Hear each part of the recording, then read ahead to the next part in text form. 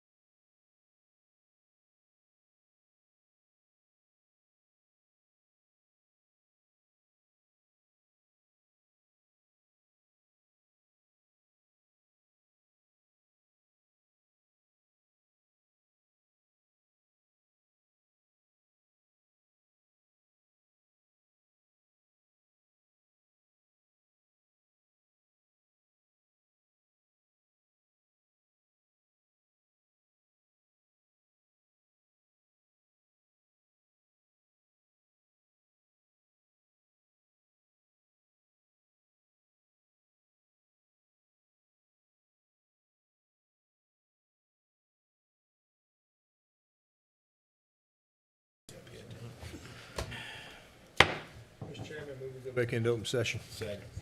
Been properly moved and seconded that we go back into open session. All those in favor signify by saying aye. Aye. Any opposed? Motion passes. I will now poll members to certify that to the best of your knowledge, only public business matters lawfully exempted from the open meeting requirements under the Virginia Freedom of Information Act and is identified in the motion for which closed meeting was convened were discussed and considered by the board. If any member believes that the board varied from the purposes stated for the closed meeting, please state so and the reason prior to casting a vote. Mr. McCotter? Yes. Mrs. Jones? Yes. Mr. Williams? Yes. Yes. Mr. Barlow? Yes. Mr. Barnes? Yes. Mr. Woodward? Yes. All right, we're back into open session. This is the Monday, July 6th. As you can tell, we're still celebrating July 4th, Independence Day, here in Louisa County. I'd like to welcome those of you who are joining us here in the public meeting room and those that are joining us online to the meeting tonight. We will start tonight's meeting, as we always do, with the invocation and the Pledge of Allegiance. The invocation tonight will be by Mr. Williams. If you'd like to join us, please stand. Let us pray. Gracious Heavenly Father, thank you for loving us and making a way for us to get to heaven through your Son, Jesus Christ. Father, as we gather here tonight, may your Spirit come down and be upon us. May we do things that are pleasing to you and good for our community. And be with those that are protecting us here and both far. Thank you. In Jesus' name we pray. Amen. Amen. I pledge allegiance to the flag of the United States of America and to the republic for which it stands, one nation, under God, indivisible, with liberty and justice for all.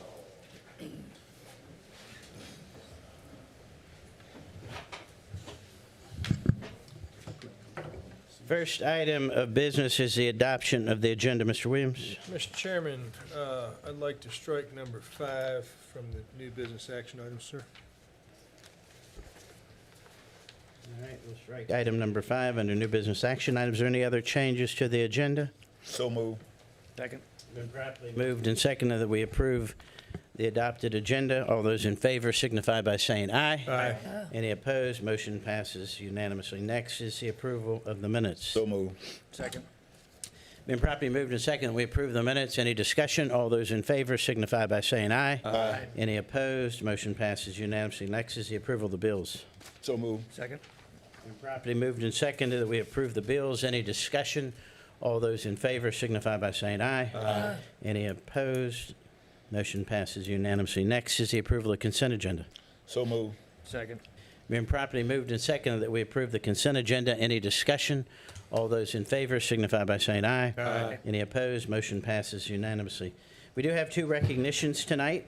The first recognition is recognizing Mr. Lloyd Runnett for his years of service to Louisa County. Mr. Runnett, if we could have you come up, and if you'd like to bring your lovely wife, Lynn, that would make a much better picture. It would definitely be an improvement, sir.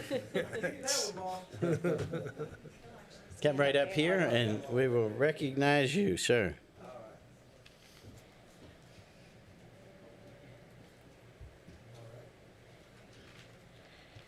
This is a resolution recognizing Lloyd Runnett for his years of service to Louisa County. Whereas the Louisa County Board of Supervisors wishes to recognize and honor Mr. Lloyd Runnett for his dedicated service to Louisa County. And whereas Mr. Runnett began his lifelong commitment to public service in 1972 as a volunteer with the Mineral Volunteer Fire Department, faithfully serving the citizens of Louisa County for decades through volunteer emergency response and public service. And whereas Mr. Runnett served as chief of the Mineral Volunteer Fire Department from 1993 through 1997, and again from 2022 through 2025, providing mentorship and unwavering dedication to generations of firefighters and emergency responders within the community. And whereas Mr. Runnett graduated from Louisa County High School in 1979 and began his professional career with Dominion Energy before pursuing a distinguished career in fire and emergency services.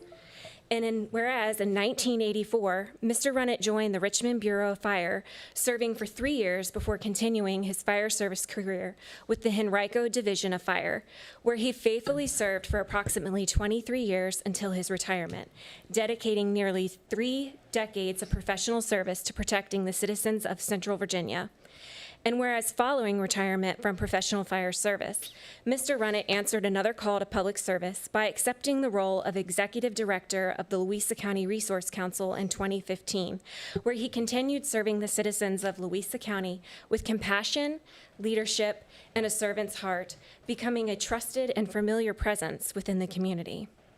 And whereas Mr. Runnett's compassion and warm personality endeared him to those he worked with, and he focused on making Louisa County Resource Council clients feel valued and important while demonstrating a willingness to listen and find solutions for those in need throughout the community.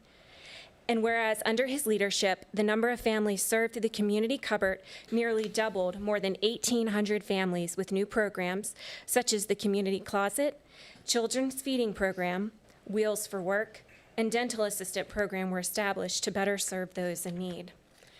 And whereas Mr. Runnett fostered partnerships and community collaboration with local churches, schools, civic organizations, and volunteers while ensuring Louisa County Resource Council remained operational during local emergency situations.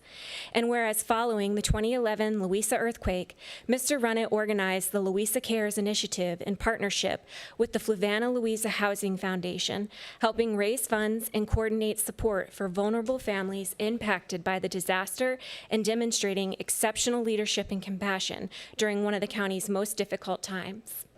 And whereas Mr. Runnett also served as an influential supporter and leader within the Santa Council, dedicating countless hours to assisting low-income families during the Christmas season by helping provide gifts, necessities, and support to children and families in need throughout the community. And whereas the Louisa County Board of Supervisors desires to express its sincere appreciation for Mr. Runnett's years of faithful service and his lasting impact on the citizens of Louisa County. Now therefore be it resolved that the Louisa County Board of Supervisors hereby recognizes and honors Mr. Lloyd Runnett for his outstanding leadership, dedicated public service, and lasting contributions to the citizens of Louisa County, and extends its gratitude and best wishes for the future.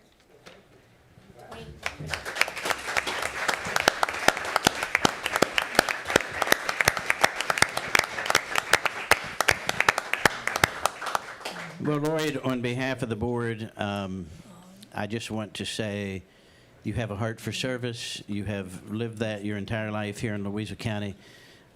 Your family, in generations prior to you, has served the county. You've continued to serve the county. Lynn, you've served the county. And you've passed that on to your children who continue to serve not just Louisa, but the county that they live in. And it's my pleasure to represent the constituents of the Middle District as a supervisor, but with you as a member of the school board. So this is very well deserved, and we congratulate you on all of your contributions to Louisa County. Congratulations, sir. Thank you. Yes, sir. God bless you. Yes, sir.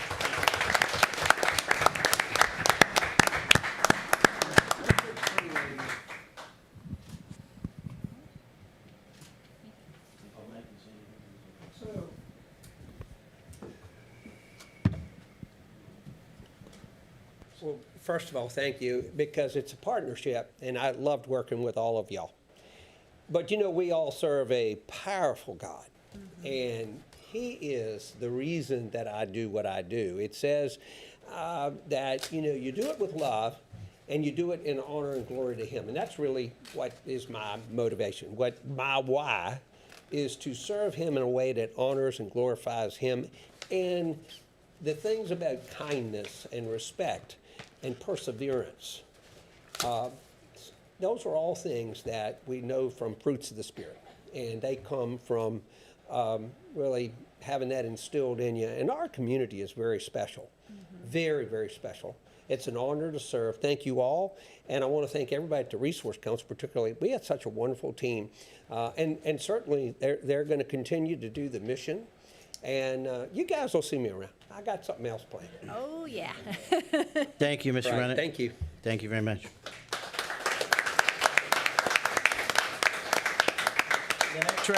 The next recognition is recognizing Megan Barrett as the Louisa County Public Schools 2026 William G. Thomas Educator of the Year. And I know that she's in attendance along with Superintendent Straley and Principal Black. So if you would like to come up, and we'll just recognize you. You, Mr. Straley, you and Mr. Black want to come with her? Absolutely. She's asking for the moral support. I could see that when she. No, she's a teacher. She's got it. And your family. Yeah, bring your family. Yeah, come on up. I know. What's his name?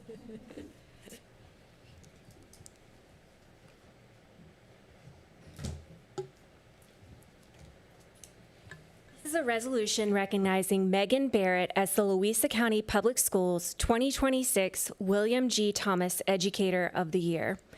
Whereas the William G. Thomas Educator of the Year for Louisa County Public Schools is recognized for excellence in teaching and outstanding academic contributions to the county's school-age children. And whereas the Louisa County Public Schools takes pride in honoring educators who exemplify excellence in teaching, community involvement, and unwavering dedication to student success.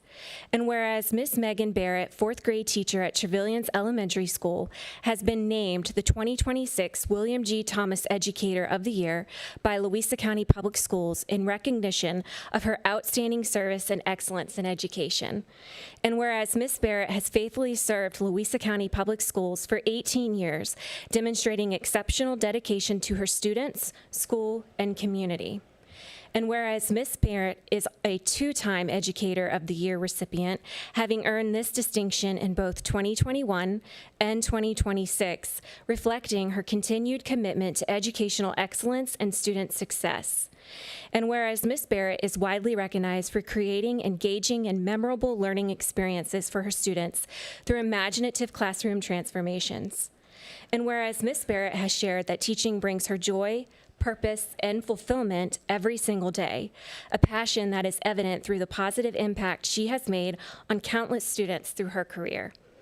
And whereas the Louisa County Board of Supervisors further recognize the tremendous support provided to Miss Barrett by her husband Dan Barrett and their children, Tenley and Landon, whose encouragement has contributed to her continued success as an educator. Now therefore be it resolved that the Louisa County Board of Supervisors hereby recognizes and commends Megan Barrett for her exceptional achievements and contributions to Louisa County Public Schools and congratulates her on being named the 2026 William G. Thomas Educator of the Year. And Rachel.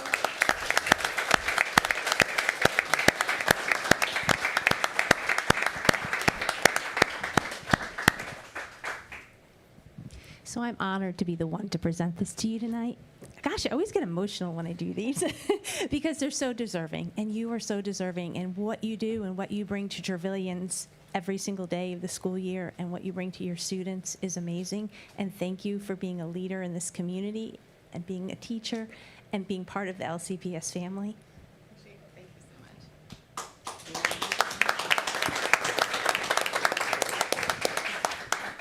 She's going to do a picture. We could come this way. Come this way.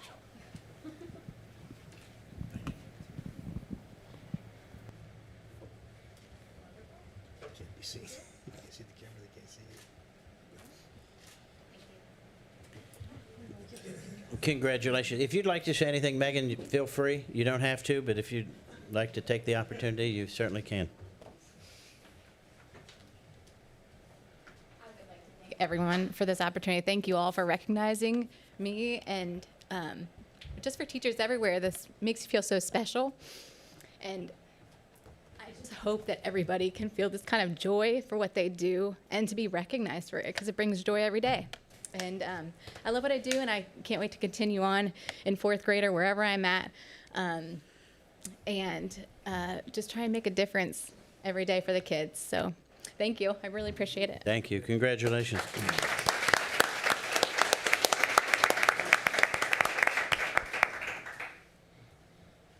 Now we'll move on to public comment period. Public comment is an opportunity for the public to address the board on any subject that is not a public hearing. We do have 5 public hearings tonight, so if you're here for the public hearing, we'll wait till that. You have 3 minutes. I will give you a warning when you have 15 seconds that your time is about to expire. This is typically a time when the board does not respond, but listens to the public as they make their comments. So the first card I have is Gregory Wyatt.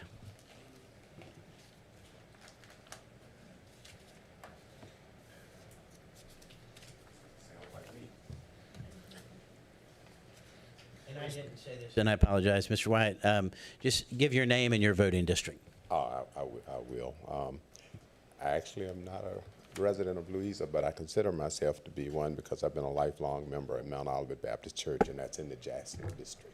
All right. So first I want to thank you all for allowing me to speak today. I am Greg Wyatt. I'm chairman of trustees at Mount Olivet Baptist Church. It's located at 17520 Jefferson Highway in Montpelier, Virginia. It's in the Jackson district of Louisa. There are times when something that initially seems like the correct thing to do needs to be revisited or revised. As I understand it, sometime in 2024, the county board determined that electronic signage would not be allowed in Louisa County except if zoned commercial or business. There were valid reasons for making this ruling. In doing so, any property zoned A1 or A2 would not be allowed to display electronic signage. This ruling likely impacted churches more than any other agriculturally zoned property. With that in mind, we are requesting modifications to that ruling and ask that the church property be judged on a case-by-case basis. Reasons for this request are, as in the case of most churches in the Louisa County area, the membership now predominantly consists of older individuals who perform most of the duties and tasks for the church. One such task is going to the church and revising the messages on the standard backlit signage on a regular basis. This is mainly being done by elderly members, regardless of heat, cold weather, as in the case of Mount Olivet. A change to an electronic messaging sign would make this task a task that can be performed from home by different individuals as assigned. We understand that the specific reason for the ruling was that it was thought that some LED messaging was too bright, causing an issue with those directly in view or across the road from the church. It was also thought that the brightness may pose a traffic hazard. With that understanding, Mount Olivet is not within direct or indirect view of any home or property. The church owns not only the adjacent property, but also owns the property across the highway, so there can be no homes built that would be impacted. In addition, our erected sign is 25 to 30 feet off of the roadside and not close to traffic. Our signage will not be scrolling, but will be static and strictly related to the church and Christian messaging. We contacted a professional sign company, Tally Signs, to be our choice to install an electronic sign. They've ensured and demonstrated to us that the sign brightness, colors, and lumens can be adjusted so it will not interfere with traffic flow or cause driver distraction. I have observed that in many of the church LED signs in and outside of Louisa County, they are very pleasant to view and do not cause any distractions. That is what we are requesting, not the sweeping ruling that there can be no electronic signs, but they be allowed to exist provided they follow brightness, proximity to the highway, and not a nuisance to neighboring property. We ask that the board follow up and revisit the ruling. Thank you for your consideration in this matter. Thank you, Thank sir. you. Thank you very much. Next card I have is Amy C.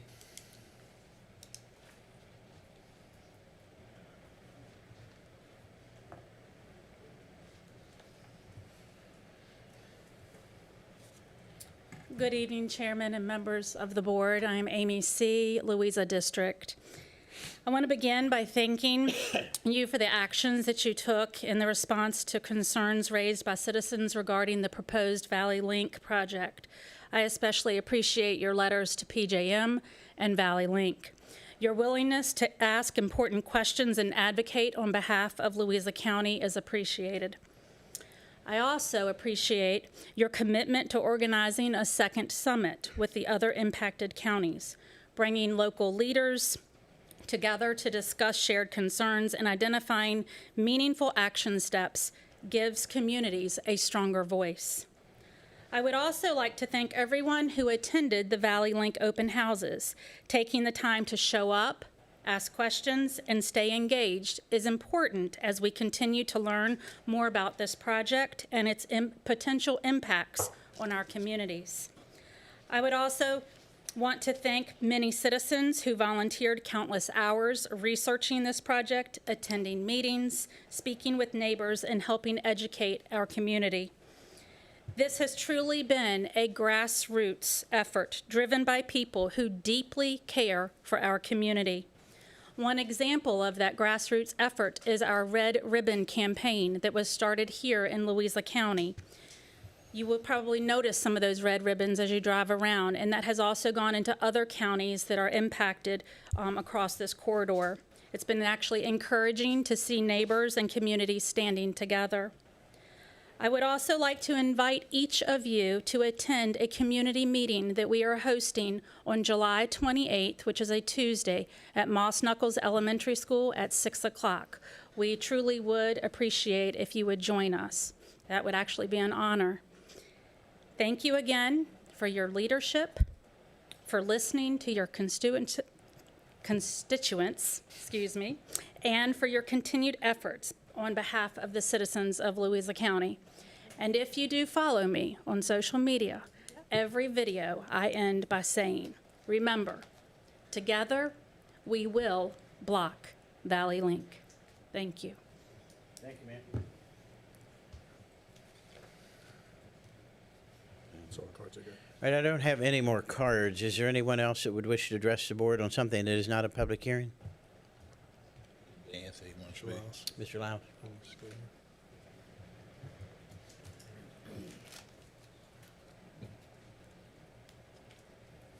Hey, Chris Lyles, Mineral District. If I understood you guys correctly, y'all struck the resolution about sales tax from the new business. I just want to say I appreciate that. Whether discussions amongst yourselves or with your constituents or in closed session, evidently we came to that ain't such a good idea considering all the potential tax revenue that may be coming in. We don't need to. The county doesn't need another avenue to stick our hands down the pocket of the citizens. So I just want to appreciate y'all for pulling that and listening and being aware of the impacts that could have on the citizens of the county. Appreciate it. Thank you, sir. Is there someone else that would wish to? Oh, Dan wanted to speak. Mr. Walling.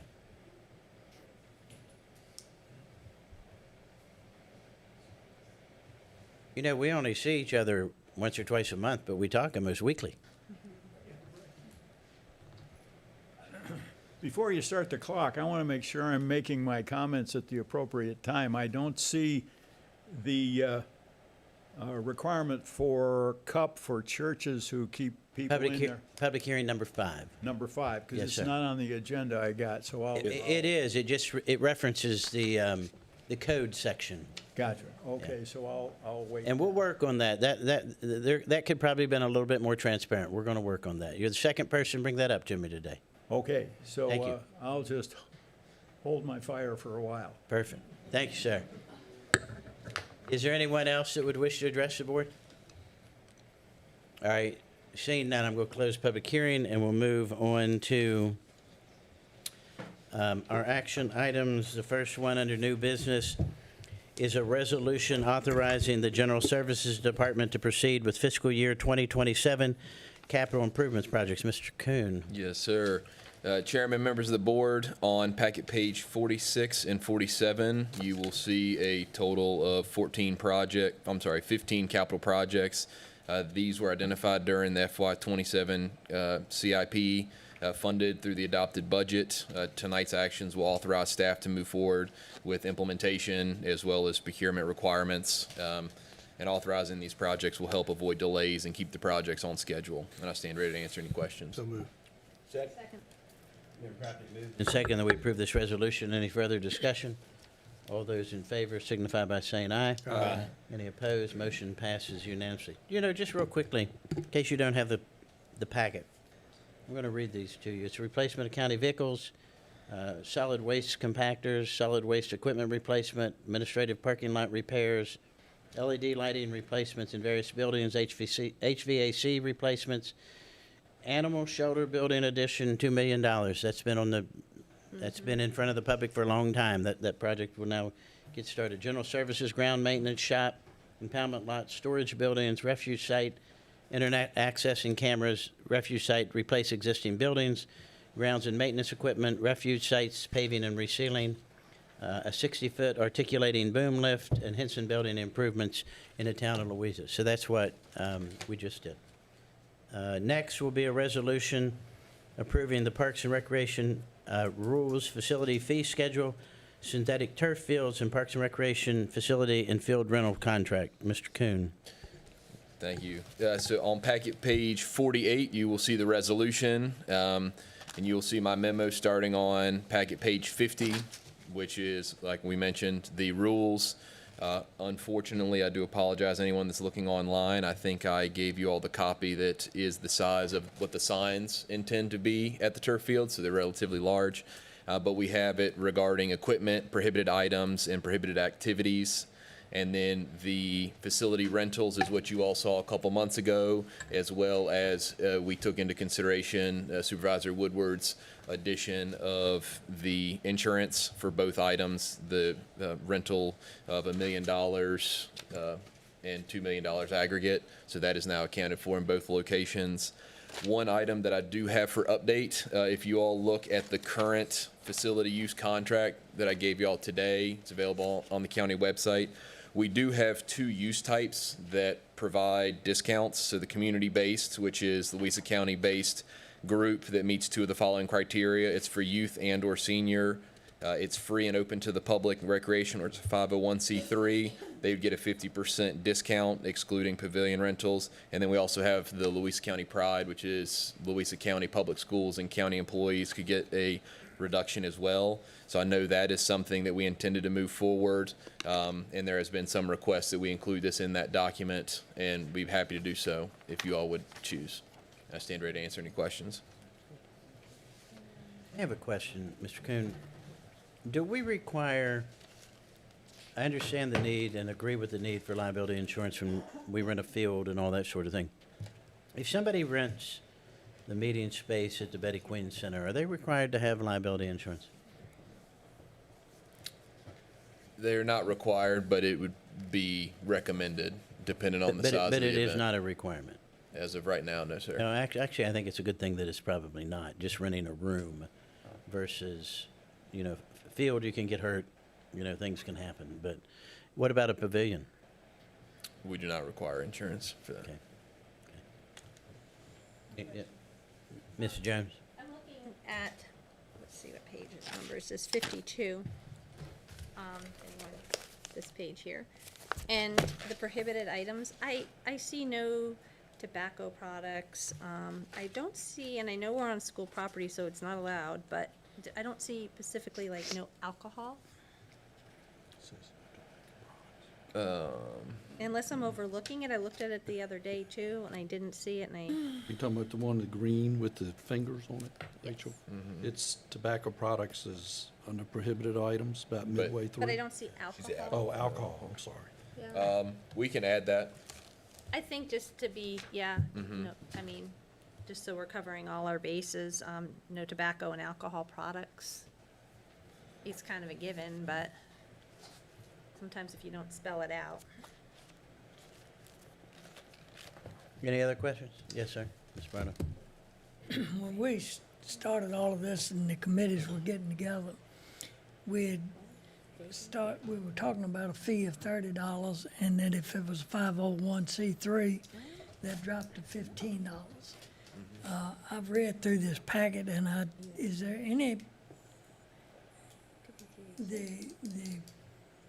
what is being presented here, how does that equate to that initial $30-some? So that initial conversation is now gone because those two large organizations are going to end up having an MOU, the next item that we're going to address, that it's substantially cheaper for them to do it because we're going to get an MOU squared away. So each season they'll have a set number of practices and games and everything accounted for at a substantially cheaper price than $30 a practice or $15 with the discount. So now what you've got before you would be non-residents would be $150 to $175. And then resident rate would be $75 to $85. But if they were a community organization, then you could reduce that by 50%. So it's substantially cheaper than $15. The MOU, yes, because when you account for all the games, all the practices, we can go through those numbers. because it was, exceeded $1,000 per season, and now we're at about $600 per season with the MOUs when we get there. Mr. McCutter. Thank you, Mr. Chairman. I have a couple questions. MOU, I've heard a lot about that internationally. Is that a legally binding agreement? Memorandum of Understanding. Yeah. It is. It's not a contract, but it's an understanding. So that this is going to be airtight. We're not going to have discussions about this fee, that fee, and when we have to pay it. And I think that'd be a better question for the attorney. The way we wrote it up, it's binding. You wrote it up to be. binding answers the question. Strict contract. Thank you. Two more questions. One, do we have like a synthetic turf field czar that's making sure that these regulations are adhered to? I mean, who is in charge of making sure that the green regulations are kept to? We have a Parks and Rec employee, recreational supervisor that, not in addition to managing the turf fields, they also deal with the volleyball and the other programs that we offer. But this is going to be a major portion of their job. And with that, when these different sports organizations go to utilize it, they will be on site to verify the schedules and usage in accordance with the rules. So we're using existing staff, just expanding their scope of duties. Understood. So Last question is there's potential for THC marijuana products to become legal in the next 18 months. We might want to add something about that on there as well. And vaping. And vaping, right, sure. Thank you, Mr. Chairman. Yes. Any other questions? It's a pleasure of the board. So moved. No parties. Is there a second? Second. Been properly moved and second that we approve the Parks and Recreation fee schedule. All those in favor signify by saying aye. Aye. Any opposed? Motion passes unanimous. No? Okay. Motion passes 6-1. Next is a resolution to approve athletic field use memorandum of understanding with the Louisa Area Soccer Association and the Louisa Youth Athletics Association. Mr. Kuhn? Yes, sir. So starting on packet page 64, you have the resolution. On 66, you have my memo that describes how we move forward with the MOU establishing a seasonal rental fee of $625 per season for LASA and $625 for LYAA as fall season. These fees contribute towards operational costs associated with the facility while we continue to monitor the investment and support youth programs. Starting on packet page 68, this is where the MOU starts. We have one for LASA, then we have one for LYAA. You'll see that when you get down to, packet page 76, you'll see the field maintenance based on an allocated share. So our anticipated seasonal costs or annual costs are breakdown based on current and future needs for these fields. So as of right now, we're assuming that with the two major organizations, Louisa County Parks and Recreation and the public schools, our cost for field maintenance is about $8,848 per program. So we're looking at close to $30,000 to $35,000 is what we estimate it's going to be in a given year for the different fields. We also accounted for the capital investment that's going to be needed from the Parks and Rec Long-Term Capital Fund for the eventual changeover. And you can see on packet page 78, we have the actual charges to LASA. So with the turf field practice days, so instead of per practice, we're allowing from 6 p.m. to 9 p.m. They would be able to utilize the fields, both fields, and as many practices as they could have. So in this situation, if they use both fields and each team used half a field, they could have 4 teams practicing at a time. And over a 3-hour period, they could actually have 16 teams practice based on their review. We also reduced the grass field practice days. So instead of $5 a day, we've reduced it to $1 a day. And then we have the turf field game days, which would be from 8 a.m. to 8 p.m., as many games as they could play. So in this situation, if it was a 3-hour game or 2-hour game, they could get a substantial amount of their games covered on the 2 fields. This should suffice most of their requirements. They did come back. There's a couple practice days and game days we might need to discuss. So we did account for some minor edits in the resolution just to make sure we could finalize it. But like I mentioned before, this is a substantial reduction from about $1,000 to $1,300 per season to about $1,250 a year. And what we've also done is we've added a section that would allow them to partner with the community. So if we have clinics or tournaments or anything like that, that LASA or LYAA are interested in partnering with the county, that if it generates funds, that we could credit that towards their cost. So if they fundraise with Parks and Recreation and partner with us, they could reduce their annual contributions to nothing. So then they would be able to utilize the fields for these practice days and game days with a couple days of volunteering and assist in Parks and Rec as we utilize these fields. So we wanted to make sure they had that opportunity and if they wanted to capitalize on it. And I stand ready to answer any questions. Mr. Chairman. Mr. McConnell. Mr. Kuhn, can you give me an example of volunteering to help amortize the costs per use of the field? So for example, if we choose to have a tournament at the turf fields, whether it be field hockey or any other type of sport, we're probably going to look at having VIP parking in the turf field area to allow people to park closer, and others could of course park elsewhere in the middle school and walk over. Concession stands that you have, pre-made food, and they're just handling the exchange of candy and different purchase goods, assisting with trash. There's a couple things like that that if they assist with volunteering for those programs, then Parks and Recreation wouldn't have to have paid staff doing that same thing. So that helps save the county funds and just operational costs, as well as just helps make the events better. So those are examples of same thing if we have clinics that if they wanted to offer those types of services, that we would track that input, and once they've reached their threshold for the year, they wouldn't need to pay for the fees. Thank you, Mr. Kuhn. Mr. Williams. Mr. Chairman, thank you. Mr. Kuhn, a couple months ago, this was a very controversial issue here. We had a room filled with people, and I instructed everybody to go out of here and get it worked out and come back happy. Is everybody happy, sir? I believe so. Second. Been properly moved and seconded that we approve Mr. this. Chairman, Mr. Chairman. Oh, sorry. You got to speak louder. You get more discussion. Mrs. Jones. Well, I think that you actually answered. Is everyone happy? I haven't gotten any messages. I was getting a lot of messages moving forward. Do you think they're going to take you up on the offer for volunteering? I know one organization is very interested in it, and the other one, I think they've gotten some mixed reports. I think some people are willing to help keep the costs down, and I think just with how long their seasons are and what the just the nature of their seasons and everything, I think they're willing to if the time works out on their calendar. Okay. Sounds good. All right. We can move on. Anyone else have any comments? I want to make sure that I get that out. All right. All those in favor signify by saying aye. Aye. Any opposed? Motion passes 6 to 1. All right, next is a resolution authorizing a budget supplement to Louisa County and Louisa County Public Schools for changes in the final 2027 state budget. Mr. Kuhn. Chairman, members of the board, on packet page 92, you will find the resolution.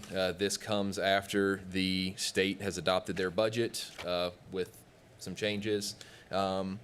So it's the implementation with the final state budget accounted for additional increases in compensation that were not budgeted for. And that's why we are looking at aligning the compensation with the state actions and using available funds rather than increase in taxes. And this will also help maintain the competitiveness for our employees, recruitment and retention. Move we approve it. Is there a second? I'll second it. Mr. Chairman. Yes. To make, Mr. Barnes. Yes, I'd like to make a statement that I'm a school employee, and this is not a raise set specifically or bonus for me, as it is the whole school division. Mrs. Jones. absolutely, I'm going to second that I'm a school employee and this is not a direct raise for me. This is for the whole division.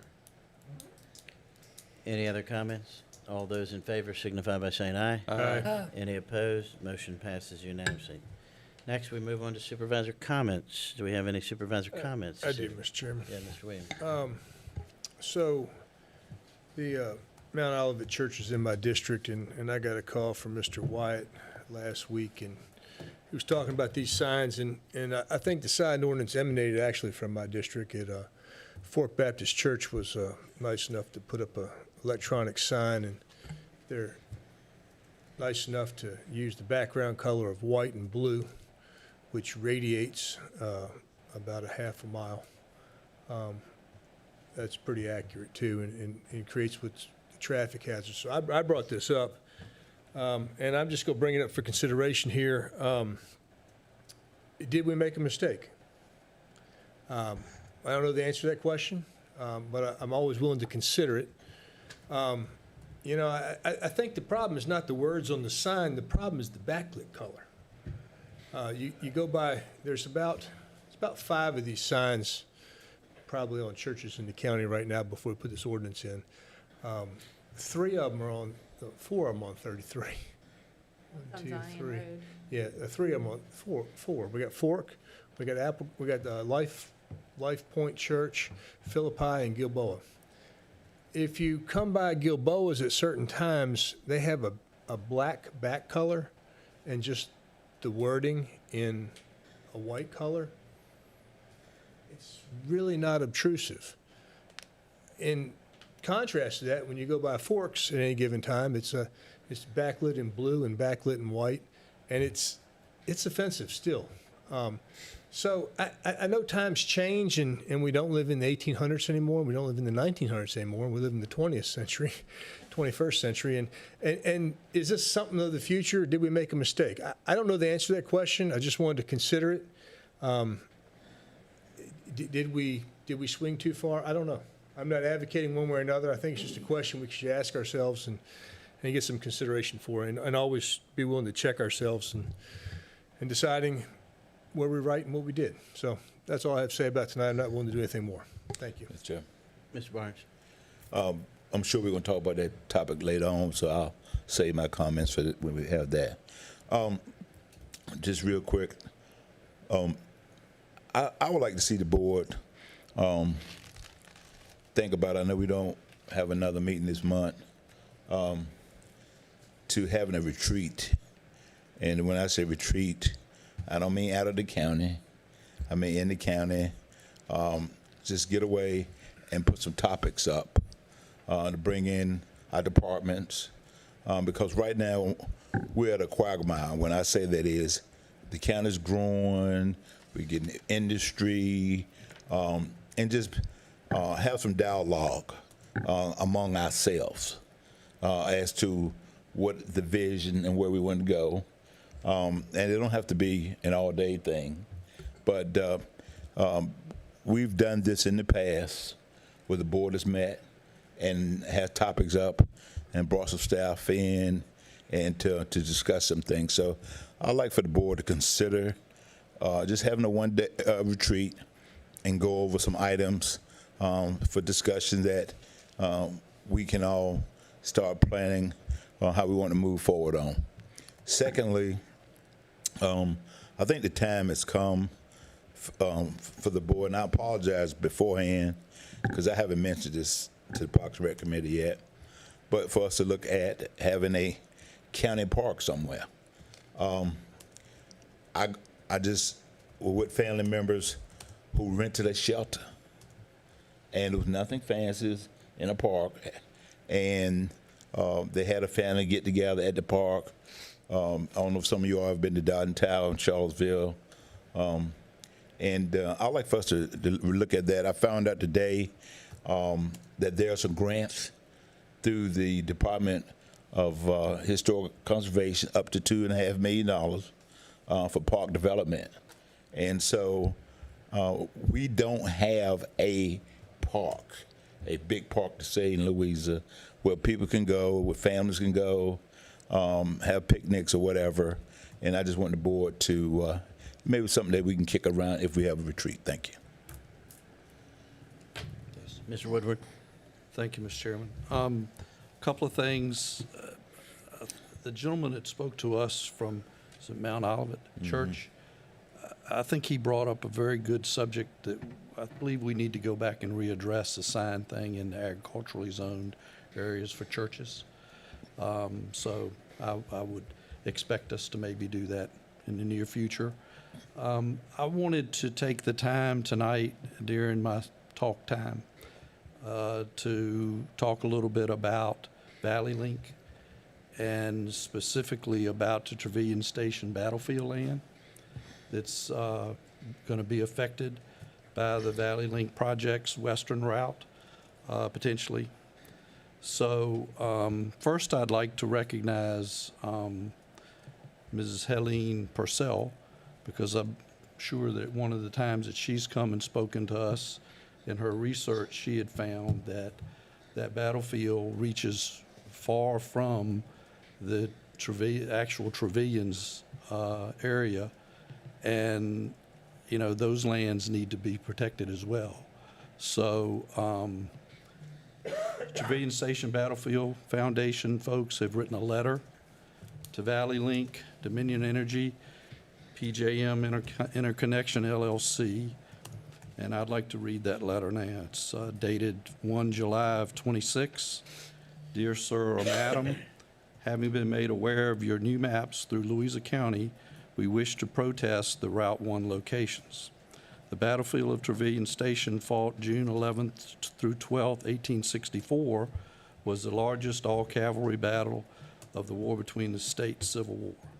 It involved approximately 8,500 federal cavalrymen and horse artillerymen and approximately 5,500 Confederate cavalrymen and horse artillerymen.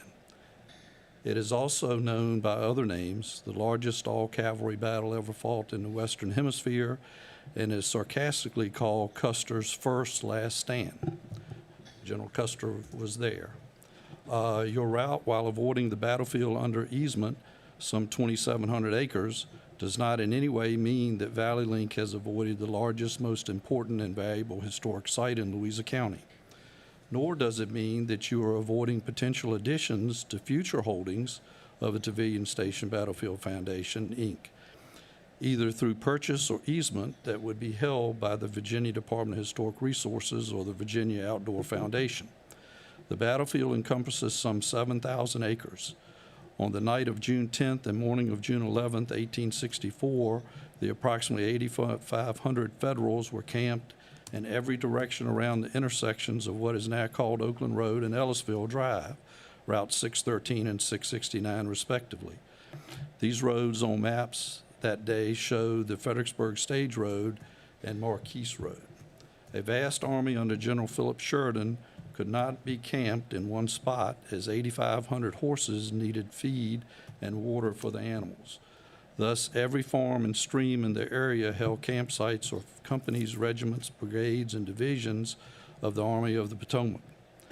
Over many of these parcels, you now plan to run a 200-foot wide path with towers of 150 feet or more. Frankly, you will be destroying the Battle of Trevilian Station. Your route also will ruin the viewshed of visitors to Louisa County who are driving the 10-stop battlefield driving tour. This is not the place for your transmission line. With new technology coming each day, there is hope for small reactors to power these massive data centers.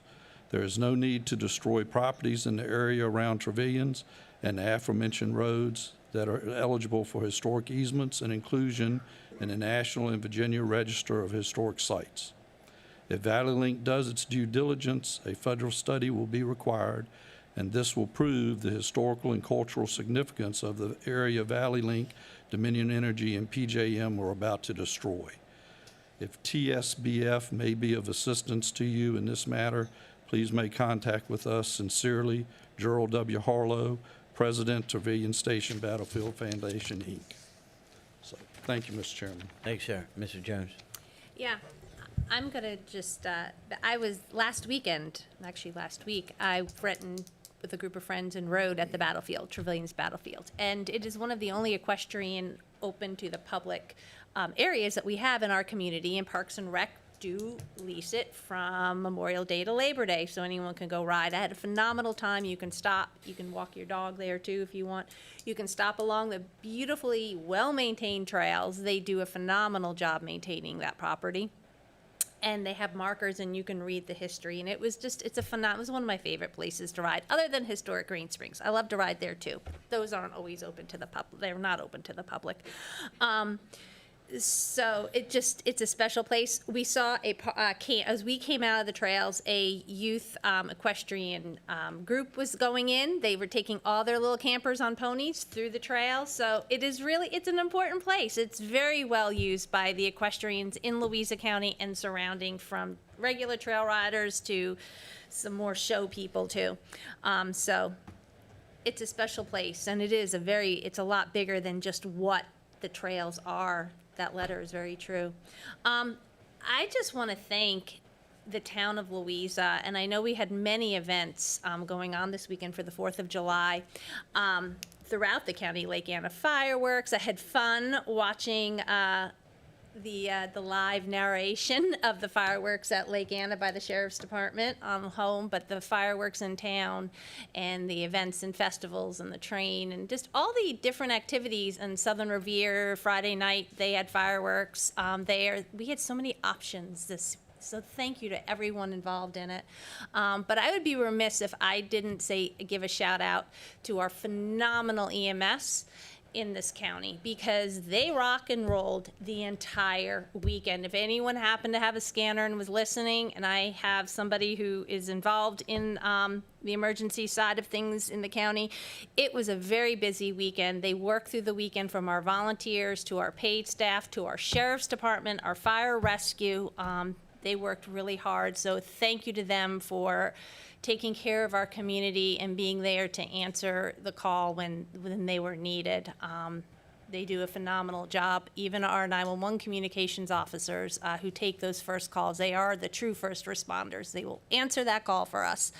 And thank you to Mayor Michael. I know she's not here tonight, but she did a great job in town with all of the events, even though the storms came. So just a shout out to our community. Really came together for the 4th, and it was a lot of fun to see. How about the train?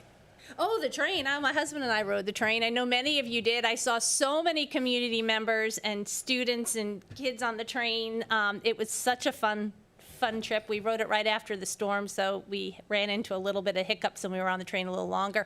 And I got to meet the owner of the Scenic Railroad and his son, who helps run it, and they're phenomenal father and son, and they are so blessed. They feel really blessed to be here in our community, and they want to keep growing the tourism and the train here in Louisa County and really make that investment. So it's good to see outside people wanting to invest in our community. I was wondering if that train was going to get a shout out here during supervisor comments. Mr. McCotter? Thank you, Mr. Chairman. Around Cuckoo District, things are well, but Lake Anna is now below 2 feet low. So that means that Dominion could begin throttling down the release at the North Anna Dam. They're permitted to do that. There's a DEQ exception for them. We also lost the signal at the intersection of Kentucky Springs and Johnson-Haley Road, which is a fairly busy intersection that occurred 7 p.m. Tuesday. We made it through the weekend. There was an accident, but we're working with VDOT and Dominion and the other entities at that construction site to try and get that addressed as soon as possible. July 15th, 3 p.m., there will be a meeting for residents of Cedar Hill Road with the VDOT resident engineer to discuss their concerns about Cedar Hill Road. And lastly, teachers and coaches have the opportunity to influence more people than most in all professions. Megan Barrett is but one example of the noble souls that devote themselves to our youth. And my life was greatly affected by just such a person, and I will always be grateful for the difference they have made. I want any teachers listening or any teachers here with us to remember that you are our noble knights now that are questing not for personal glory, not for gain, but you are questing for the future of our county and our country. So thank you, Mr. Chairman. Thank you. A couple of things that I wanted to add. You all have covered most of them, but I did think that Mr. Wyatt brought up a really good point on the church signage. I don't know that we made a mistake, but I thought that his suggestion that we look at churches on an individual basis and an individual application was a good suggestion. Most of our churches, a lot of our churches are in A1 or A2 zone land. As he mentioned, people are getting older. And if there's no objection, we might as well start this process. We direct Deputy County Administrator to take this back. It'd have to go to the Planning Commission because it would be an ordinance change, but to start the process with the Planning Commission. Is there any objection to that so that we can go through that process? Anyone? All right.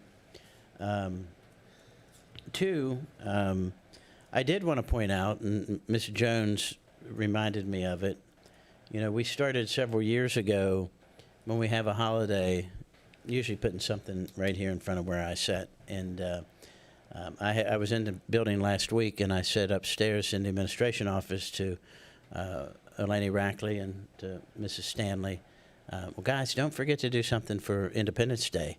So when I walked in here at about 4:45, man, I was kind of blown away. So I want to give recognition to them. They did, yeah, give them a hand. They did a really, really good job on doing this. Did Mr. Carmichael help as well, or was it the two of you? You and Eleni? Okay. It's awesome. I figured that's why that's what my note said. And I would point out, those of you who attend our meetings regularly or watch for us online, that when we have resolutions and we honor people, that normally the county administrator reads those resolutions. He's on vacation this week, and Mrs. Stanley stepped in and did an admirable job. She told me earlier she was nervous. I thought she did a fabulous job, so I want to give you a shout out for that. You did a fantastic. Maybe we have a new resolution reader. We'll see. thinking yes. We'll see as we move along as we do that. So, all right, we'll move on from supervisor comments and go into Committee reports. yeah. That's all I had. Committee reports. Do we have any committee reports? Yeah, okay. Board appointments. We do have two board appointments. Mr. Chairman, move we appoint Ms. Joan Fuller to the Tourism Advisory Committee for a 2-year term, and Mr. Steve Shubick to the Commission on Aging. Second. Been properly moved and second that we make these board appointments. Any discussion? All those in favor signify by saying aye. Aye. Any opposed? Those appointments are approved. Mr. Coon, County Administrator's Report. County Administrator's Report can be found on packet page 112. The only item that we have in the very near future that I know of is we do plan on doing a ribbon cutting at the Holly Grove Volunteer Fire Station on the 14th, starting at 3 p.m. And they do have a, I'm making sure that date is correct.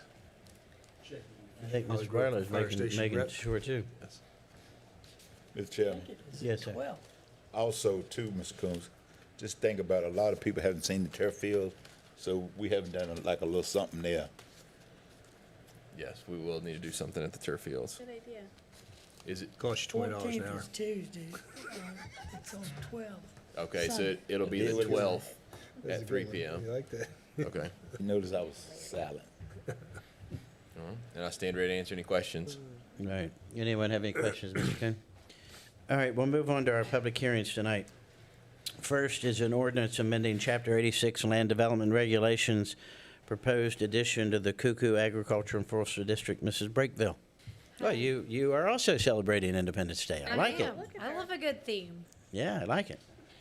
So if you don't mind, before we begin, I would like to update you on the amount of acreage we've had in applications submitted, if that's okay. Yes, ma'am. Okay, as of today, we have 10,034.42 acres of applications submitted into the county. That is 340 acres above the all-time record, which was achieved in 1998. So that's exciting news. I just wanted to update you on all of that. What does that bring our total? So once all of this is into the ag forestal districts, which won't probably be until November that we finish all these applications, it will put our total at 41,270.11 acres. It's awesome. Okay, so now the cuckoo application. So I do want to mention before I get started, all 4 of these applications are recommended by Ag Forestal and the Planning Commission. This application for the Cuckoo Ag Forest Soil District is by landowners David and Sarah Truslow. There are two parcels zoned A2, 93.72 acres. The proposed district addition is located 0.9 miles southwest of the Cuckoo Ag Forest Soil District. The parcels are located south of Route 643, west of Highway 522, and northwest of Route 699 in the Cuckoo voting district. These parcels are deemed rural by the county's comprehensive plan, and the subject parcels are used for livestock production, including horse and timber, and I believe the landowners are here today. So I'll stand for questions if you have any. Anybody have any questions for Mrs. Breakville?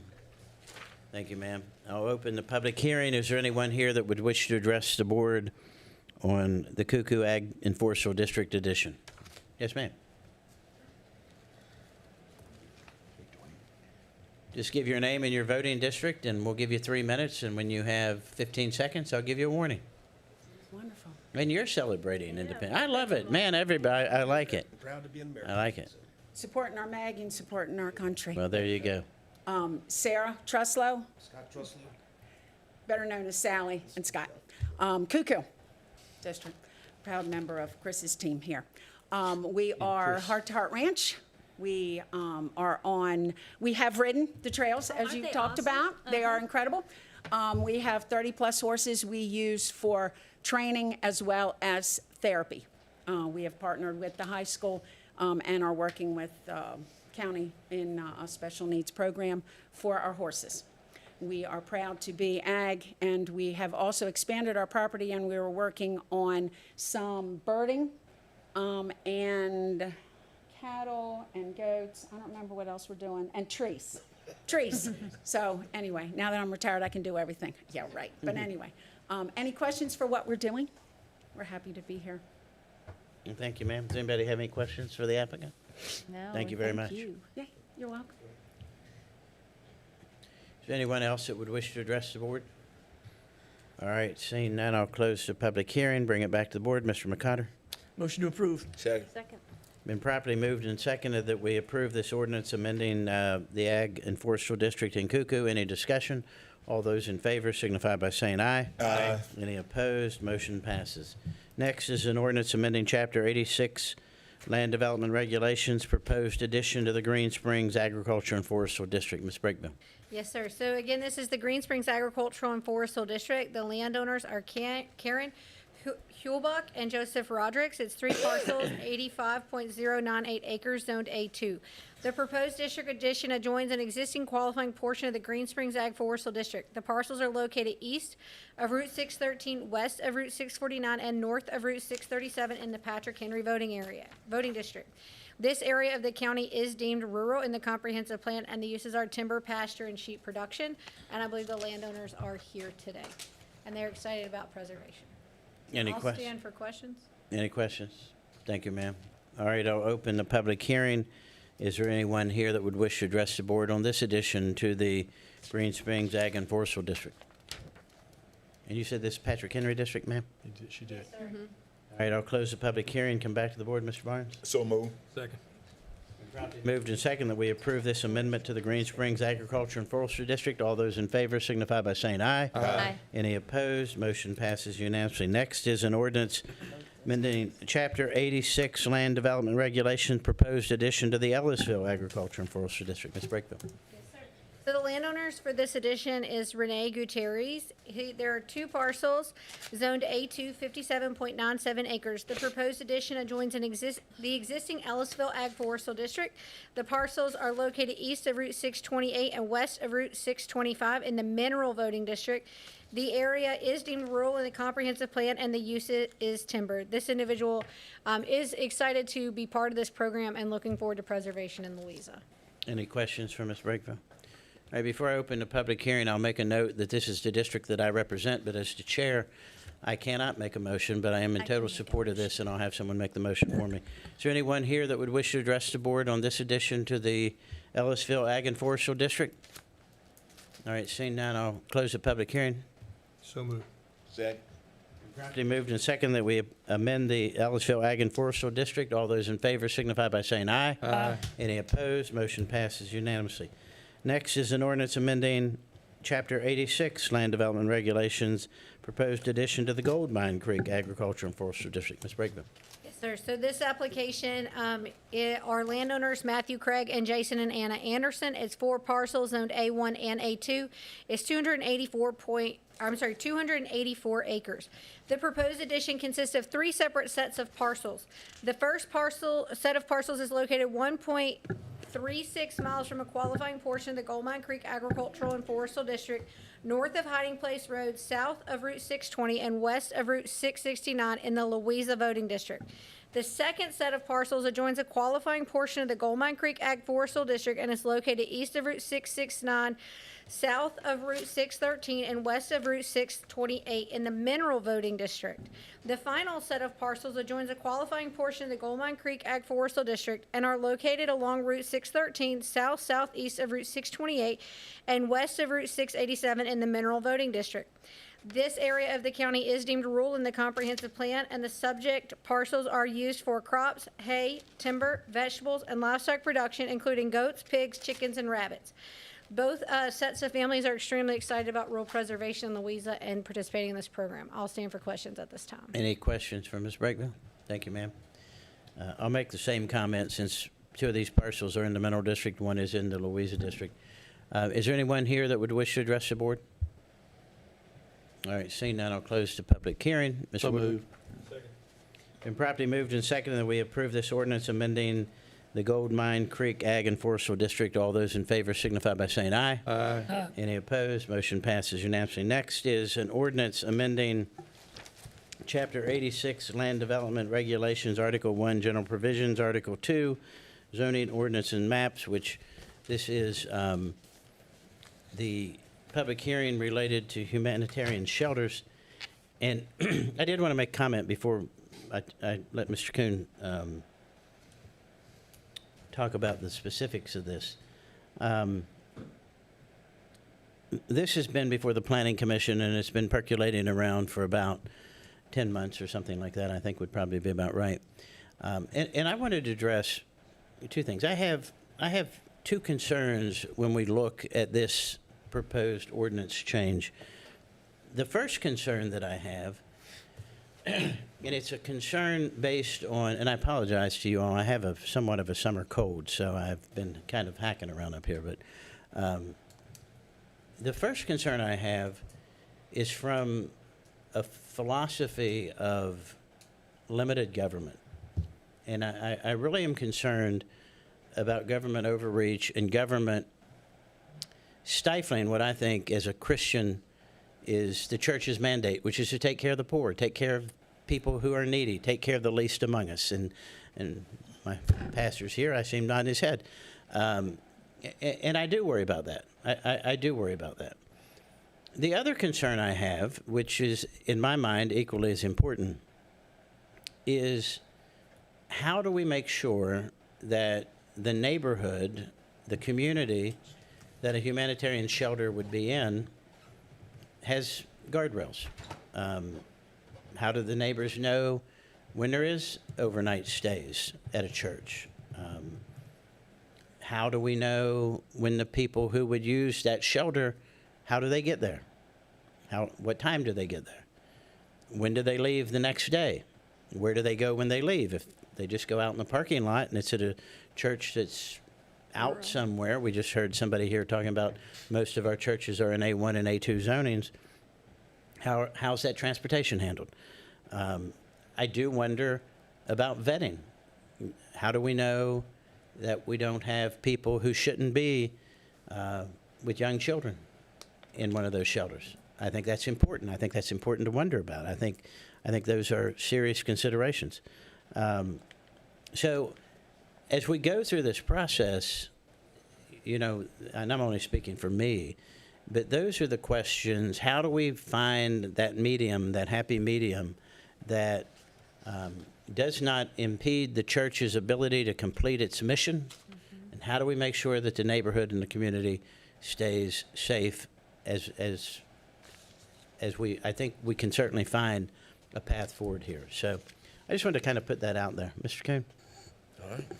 Chairman, members of the board, This item starts on packet page 256, and then my memo follows on packet page 258. I'm going to provide some background on this because it has been quite a while. So starting since 2019, the county has had a definition and a use in our zoning code that is an emergency shelter. That emergency shelter definition is a facility providing temporary housing for one or more individuals who are temporarily or permanently homeless. A little more than a year ago, probably 18 months ago, we started getting more interest in not just emergency shelters, but also providing additional assistance. So in response to that increased interest from organizations, the Planning Commission is the one who had a work group, worked up the definition humanitarian shelter.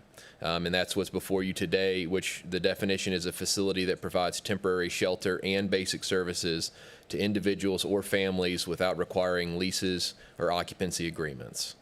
That's what went through Planning Commission, and the reasoning behind that is because, number one, the current definition is temporarily or permanently homeless.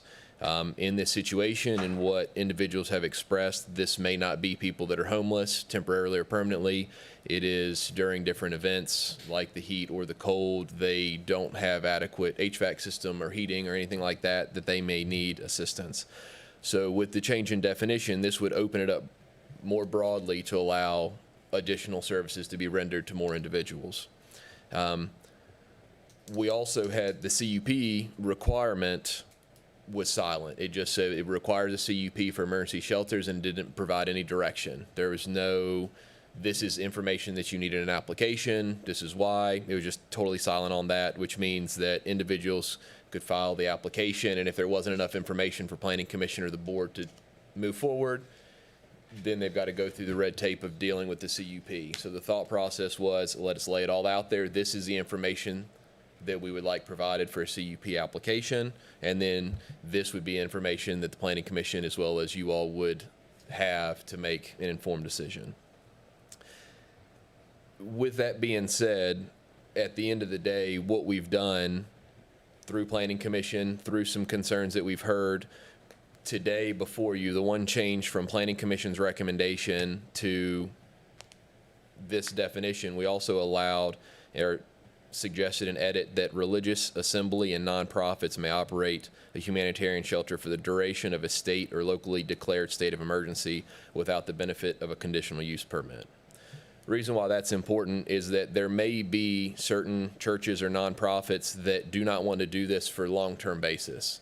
They only want to do it in very limited circumstances when the calling comes, and, you know, states of emergency or locally declared states of emergency are definitely one of those situations where, you know, we have even done it. The county has asked for all help that we can have because it's just the nature of whatever the weather event is that merits that. And we think that's something that if individuals want to help and they're able to help, we want to be able to allow it. But if someone wants to do it long term, we definitely are considering the benefit of the neighbors knowing when it's going to operate, what intake process is going to be there, who to contact. I mean, if someone's in transit to get to a location that they know offers a humanitarian shelter, who should they call if something doesn't look right or is unsafe, opposed to just calling 911 because someone's walking down 15 or something like that. So these are all things that we contemplated, and that's why you have the item that we have before you. And like I said, what we have today, the emergency shelter, it still requires a CUP from users.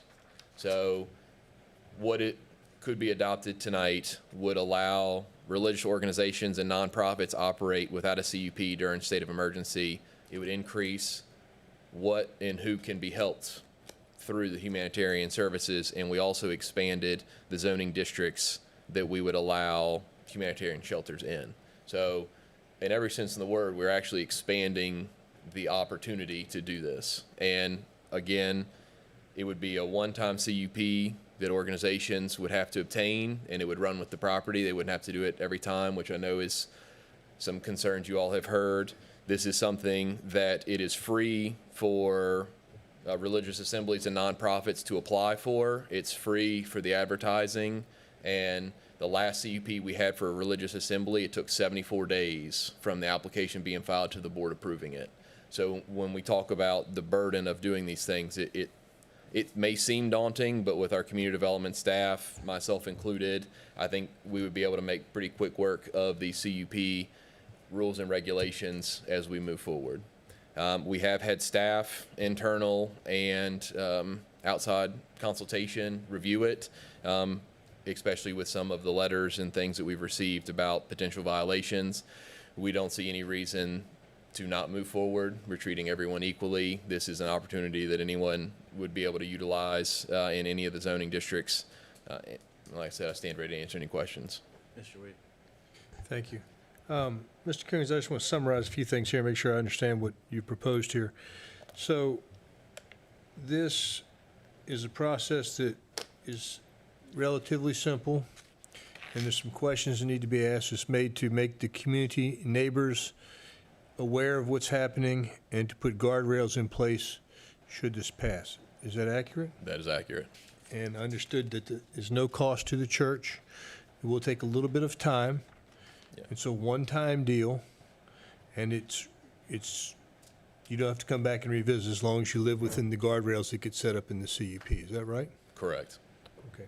The only we do have on here, if you look at packet page 262, the only time they'd really have to come back is if they provide the intake hours and protocol, so whatever identification, verification methods or screening practices they use, that if they establish the documents and get approved for the CUP, if they were to substantially change them, we would ask that they come back and share.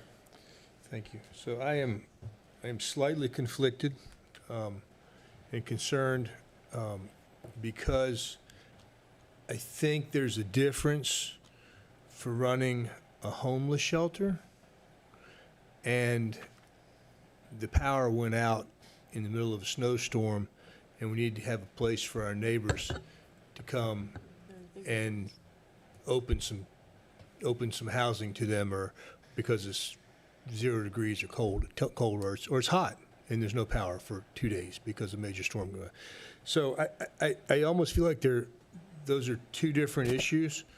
One requires probably a set of guardrails, and the other probably shouldn't require anything, is my thought. But I'm going to listen to what people have to say and go from there. Ms. Jones. So I have a question related to what you just said. Mr. Williams.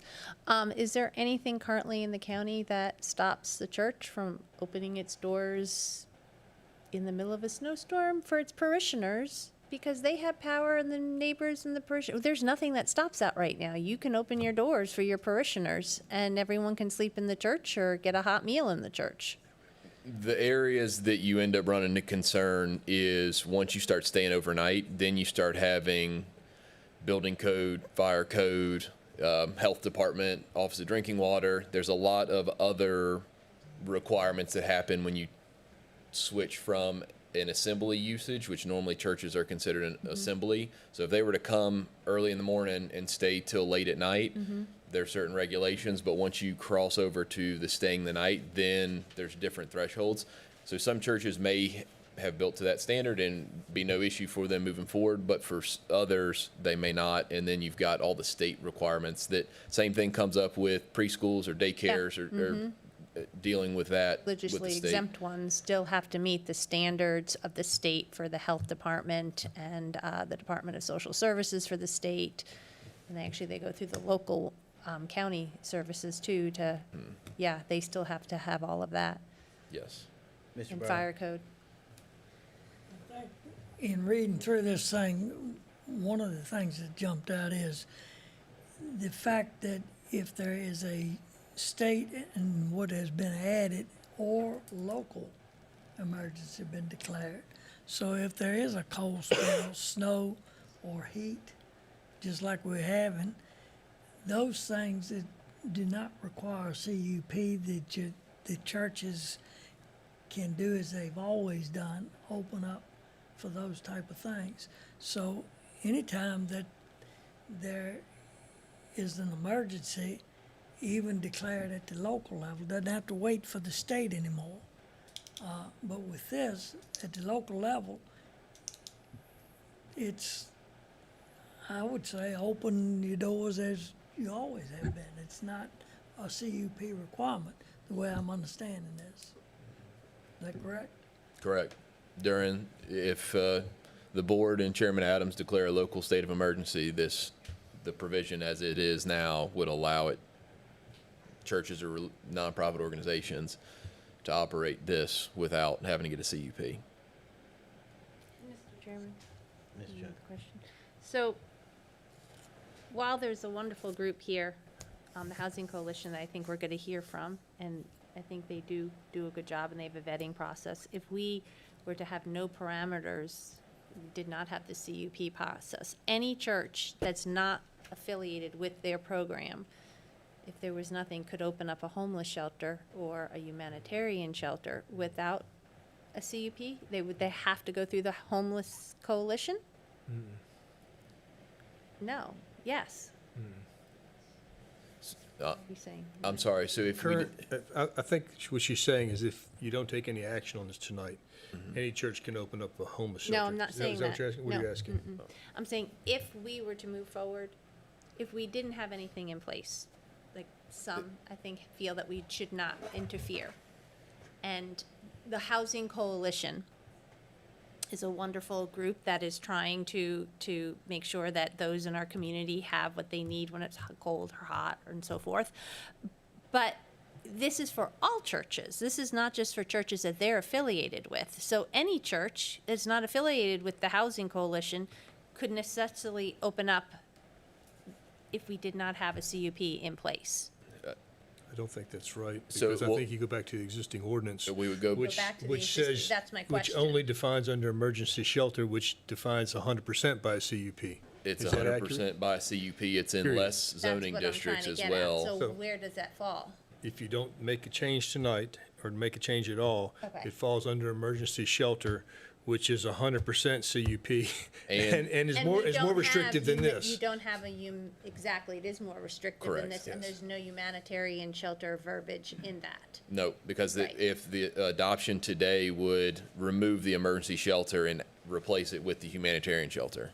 So Okay. if we didn't take any action today or, Falls back on the original CUP, Which unless is- we totally took that away. correct, and which has been in place since 2019. But Okay. it's really just the definition and then where it can be applied for the CUP. Mm-hmm. And those are both more strict than what we're presenting tonight. Right, okay. Mr. Kuhn, I just want to make sure I was clear. You, and I don't remember exactly how you phrased it, but it was something about that what is before us tonight, if it was passed, would expand the areas where these could potentially go in. Correct. I just want to clarify that. You're speaking of the zoning. It expands the different zoning codes Correct. to allow these in more zoning areas than what it's currently. Yes, Yeah, okay. I just wanted to be clear. Thank you. By CUP. by CUP. Yes. Yes. Because we would be adding A1 in and out of a growth area, R1 in a growth area, R2 in a growth area, and as well as I2 in a growth area, and then resort development. All of those would You be added basically with added the CUP. Everything. All, Every you sin- added every zoning Yes. classification in the county. Every zoning classification in the county could be able to open a humanitarian shelter with the CUP. Any organization that would be interested in opening one would be able to. It wouldn't It be would have to come through our CUP Correct. process. Yeah, nonprofit, religious assembly, or anyone would be able to do that. But who would be exempt from the CUP fee? Religious assemblies and nonprofits would be the ones exempt during local and state declared states of emergency. Well, he asked about the fees. Pardon? You asked about the fees, didn't you? Yeah.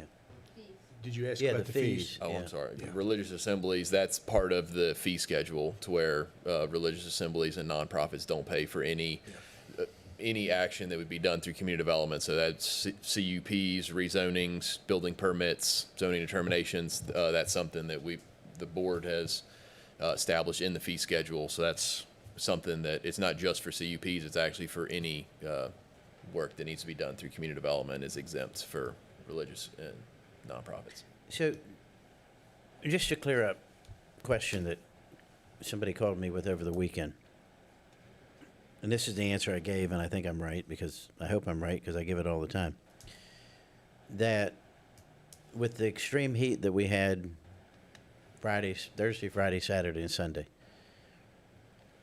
any organization, whether that a church or nonprofit or whatever it would be, could open a cooling shelter during the day without a CUP, without any permission from the government.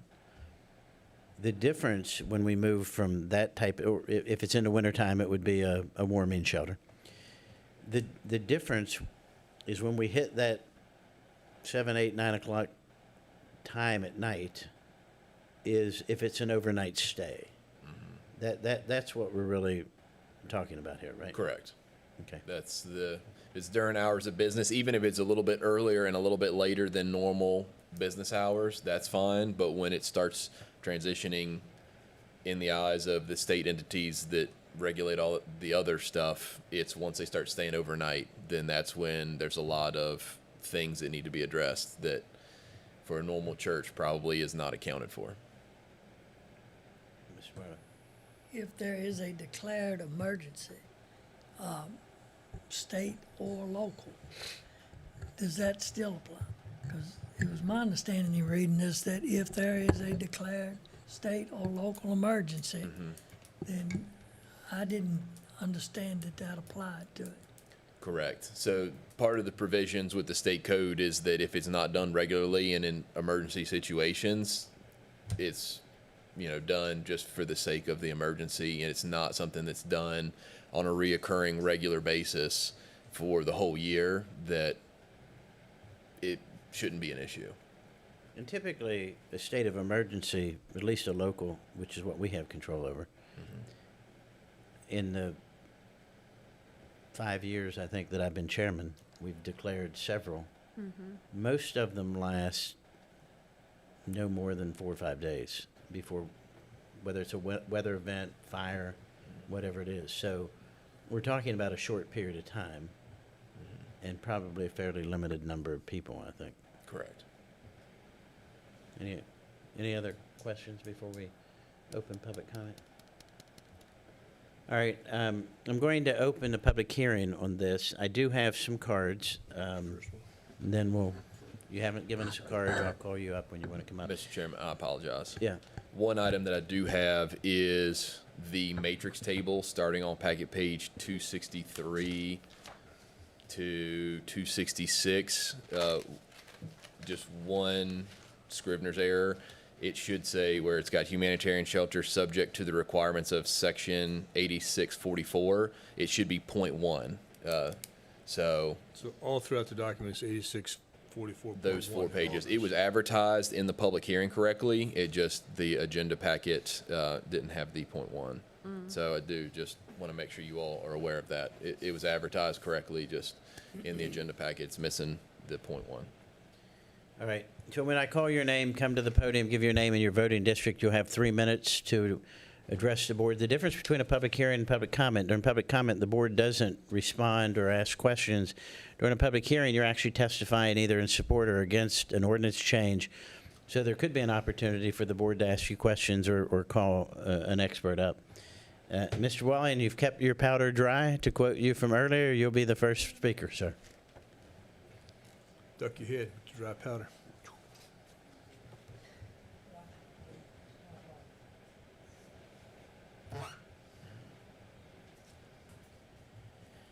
Well,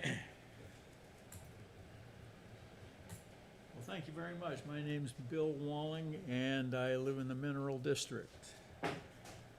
And I've been doing research on this because I really didn't know a lot, and I do not profess to be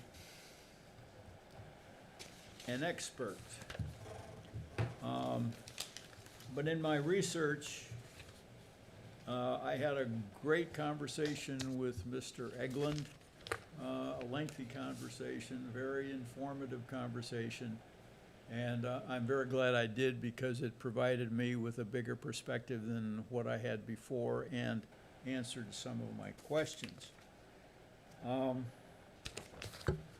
one thing I wanted to start off with is that this is a total county issue, not like the data centers, which basically has been focusing on primarily one, but sometimes one or two other voting districts.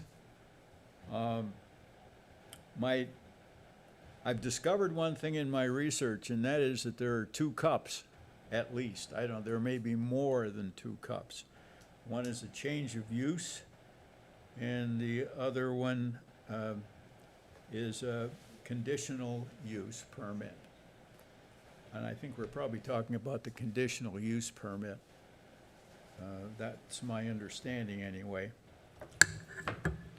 And as I went through the information gathering, my conclusion is this whole area can be very amorphous, very ambiguous. There are a lot of questions, such as the ones that you've been asking among yourselves tonight, all of which need to be answered. But it's been my experience that the churches have an incredible sense of responsibility to make sure that they prevent problems by doing the same kind of questioning, and not only doing the questioning, but then provide the tangible answers to make sure that there is a minimum of problems. My particular perspective is that primarily focusing on your role as a secular board.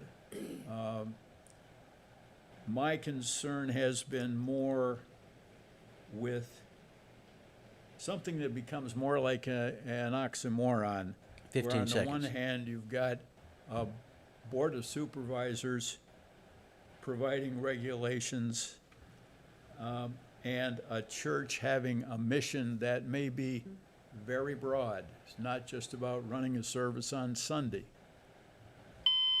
And so that's been my concern in this whole thing, and it's my suggestion that the board basically make sure that you don't get too involved, because then you get into such questions as conflicts between church and state, which can sometimes emerge when you're dealing with concerns from a board of supervisors on the one hand and a rather broad mission of a church on the other. Miss, I've given you about 10, 15 seconds over. I'll give you 5 more seconds. Okay, thanks. So those are general issues. As you can see, they tend to be a little bit broad. But the one thing I'd like to have you do is just think briefly about the liturgy in your church and how broad the missions are in your church. Thank you. As I have been doing with mine. Mr. Walling, I've got to cut you off here. It's 3-minute time limit. Okay. Last thing I just want to say is that your cup is very different than a church's cup. Ah, there you And go. I'd like you to keep I like that one. in Good job, mind, sir. please. I like that one. I had to sneak it in. My cup runneth over, sir. I thought that's where you were going with it, Bill, to be honest with you. That was, Thank you. yes, sir, thank you. Heather Wiley.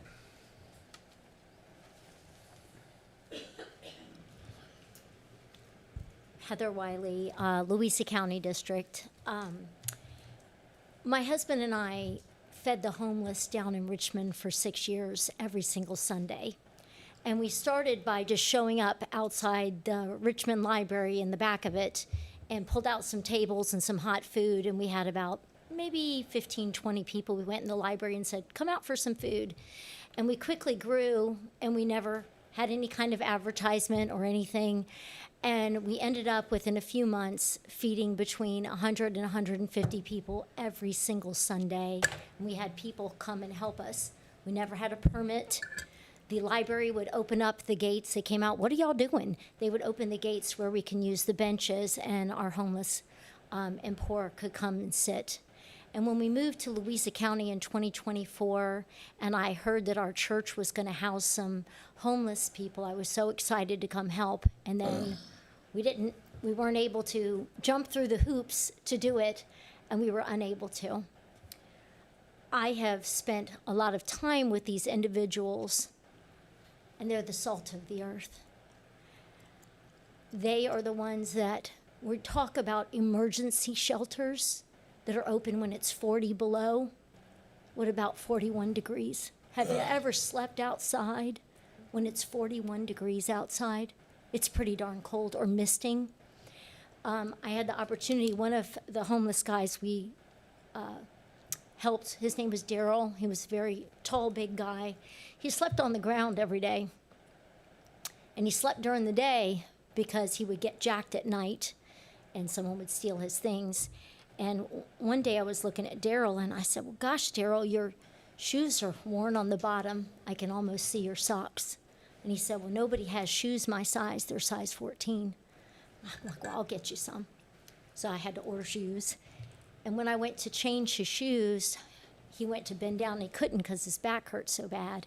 I said, well, I'll change your shoes for you. And I sat on the ground and I pulled his boots off. And I said, well, I brought you a new pair of socks. Would you like them? Yes. And I said, well, I can take your old socks off or put you. He said, I don't want you to see my feet. I'm like, I don't mind. And I peeled his sock off and was horrified at what I saw. And he said, because his feet get wet from sleeping outside when it's raining and they rot. And I put the new socks on and I'm putting his new boots on. And I looked up and he's crying. And he said, I'm not worthy to have you put my shoes on. We're not worthy to help these people. Please don't make it too hard where we can't. Thank you.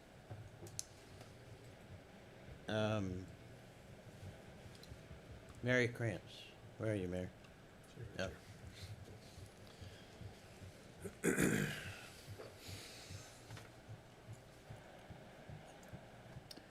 Good evening. Mary Krantz, Mountain Road District. We've been talking about this for a long time, and I sincerely hope we come to a conclusion that makes everybody at least partly happy. I know the Board of Supervisors does not want a war with the churches. I know the Planning Commission thought they had the perfect compromise with requiring a CUP. I know that the churches simply want to open their doors for a few homeless people to spend the night in cold weather. I also know there are fears around homeless people, and possibly some well-founded fears. My hope is that we don't, as a community, give in to fears, but we also don't discount those fears. I think we really have to give up the CUP idea.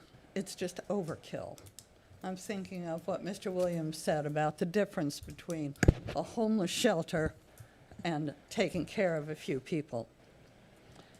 The CUP is unworkable for smaller churches, and even though the county has said they will bear the cost, the churches won't have to pay anything, I've been told there's still the publication cost, which the county's not covering and can run it to $1,000 or more. However, there are other ways to do this.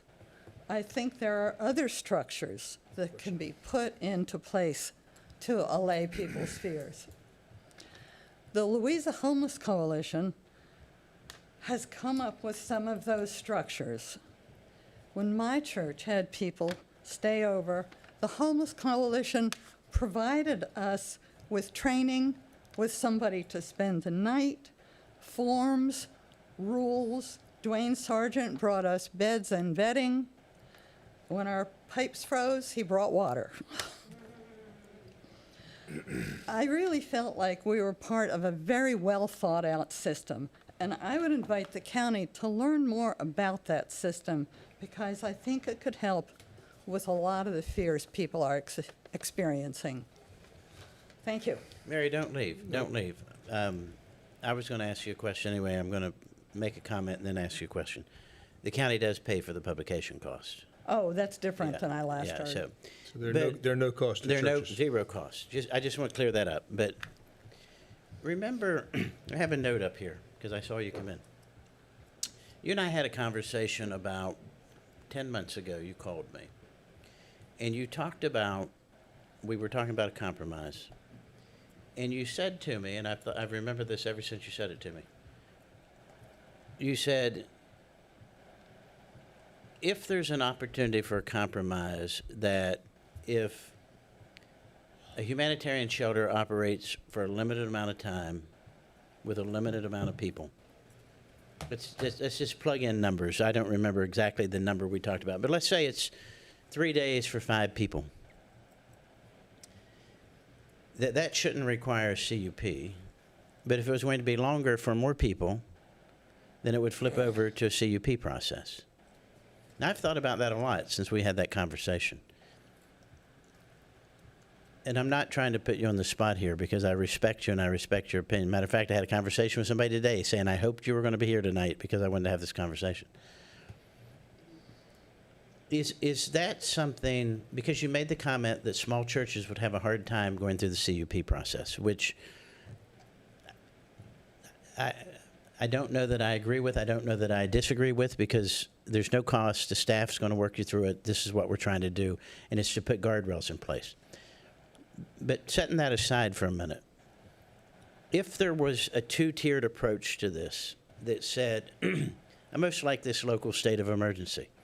If it's a 3-day deal with less than 5 people or less, I'm going to use the term by right. That might not be the right term, but it's a by right option to do it. If it's going to be longer than 3 days and it's going to be more than 5 people, because a bigger church or whatever that deal would be, it would flip to the CUP process. But even in the by right process, there would be a set of guidelines that that church or nonprofit would be expected, just like you just talked about, you have training, would be expected to adhere to. Does that sound like something that would be reasonable? I think it's very reasonable. I Well, don't it was know your about everybody idea. else. It was but your idea. Our church already put a cap on how many we could take, and it was 6 or 8, I don't remember. It's a small church. We don't have room for that many beds, and we didn't ever have more than 3. The time one should probably depend a little on what weather conditions are. It's tricky to put a time limit on it if we get the kind of winter we had last year. But I do think the cap on number of people could be a compromise I feel good about, and maybe people who are concerned about it being more on the humanitarian shelter big thing and would relieve those fears. And for something big, it makes a lot more sense to have a CUP, actually. Yeah. Okay. Thank you. And I Okay. always Thank appreciate you. when you reach out to me. I do. Hold on, Ms. Krantz. Ms. Mary. Krantz. Mary. Mary. Hold on. I got a question. Thank you, Ms. Krantz. I'm not used to being called Ms. Krantz. That's okay, Mary. Thank you. You spoke about fears, and you talked about being fearful, but also realizing that some fears exist and problems exist. I believe you're afraid of the CUP process because you said it's unworkable. So I would like to understand, what are your concerns about the CUP process, understanding that we just put Zion Church through one with a farmer's market in 74 days at no cost to them, and our staff worked with them to get that accomplished and done. What specifically makes, in your mind, a CUP an unworkable situation? It's not so much that the process is, it's not so much a matter of the process as it is a small church faced with bureaucratic things they have to do is going to say, now we can't do that. Well, hold on. It's one time, forever and always. and a one-time process. It's not like each time. It's not every year. It's one time up front. And let's say you're a small church. I don't know, maybe you got 20, 30 parishioners, and you're going to take the lead. And if staff here is going to work with you to help you facilitate that, does that ease some of your concerns and fears if they're helping you in that process? I don't know. I'd Okay, like to. that's fair. Not.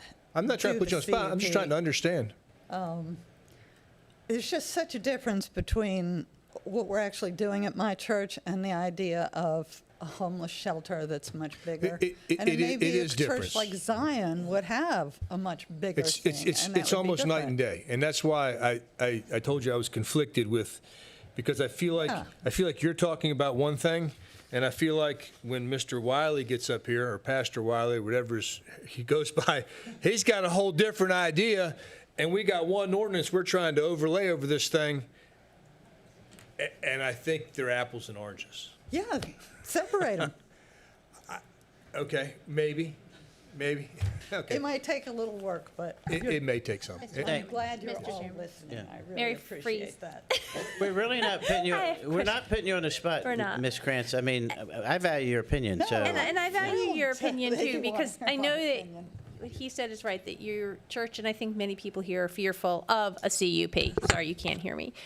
Zion Church, since I've known them, and I used to be longtime members, half the family's buried in the graveyard, has been through many CUP processes under Pastor David and past pastors. Yeah. And I've been part of that too, with the preschool and so forth. And one thing that I found with the CUP process, and I think I found it also when you just did the farmers market, that it generated community support. That they knew, the community felt vested and involved, listening and seeing what was going on and asking questions about it, and knowing that this was something that for the farmers market was also going to benefit the community. The same thing with the preschool. We generated community support and when we established it and going through the CUP process. And both times, I know when I went through it before I was ever up here, we breezed through it. I think you went through it pretty quickly too, less than 74 days, maybe at 74 days. But what exactly, I mean, are you afraid that some of these churches might not be able to have on-site supervision or intake screening? I'm not afraid of any of those No, things. that's what I didn't think Louise, so. It's the bureaucratic process. There are people here who can speak to this Yeah. issue much better than I can. Hey. I'm not even a member of the Homeless Well, Coalition. we I'm just are a member of a valued, church. but They you're should so hire you. They should valued. hire You you. got me They should, cornered. because Mary, you're valued, Yeah. and I see you on Facebook and in the community, and you always have good opinions and good suggestions. Thank you, so. Rachel. Take care. Thank you.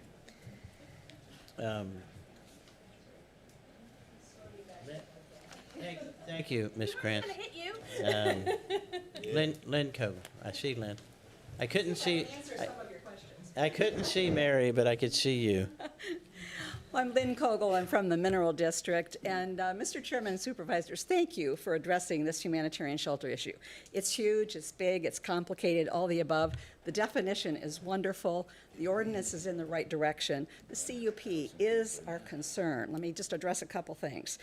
First of all, the Louisa Homeless Coalition, we're different than the Louisa Housing Coalition, ran two programs, the last two winters, small pilot programs to test, could this work in churches? Programs went well, few people because we couldn't really advertise it. It was really just a trial. Programs based on the successful program in Charlottesville, the Pacham program. We've adopted their policies and procedures. The proposed ordinance says to obtain and retain a cup, you need authorized representative on site. We've been doing that. Documents detailing intake and screening policies. We have all of that. By the way, screening policies, single only. Families, we put in a hotel. Single and families do not mix, even in a church situation. Good.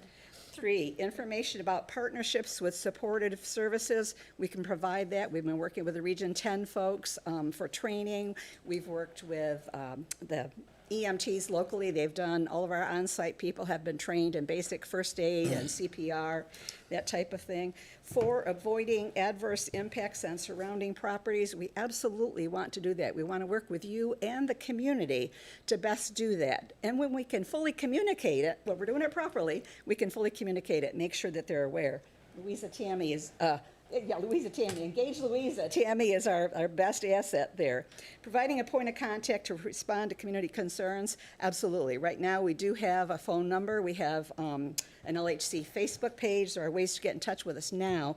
We're looking for the perfect angel to be our ongoing contact.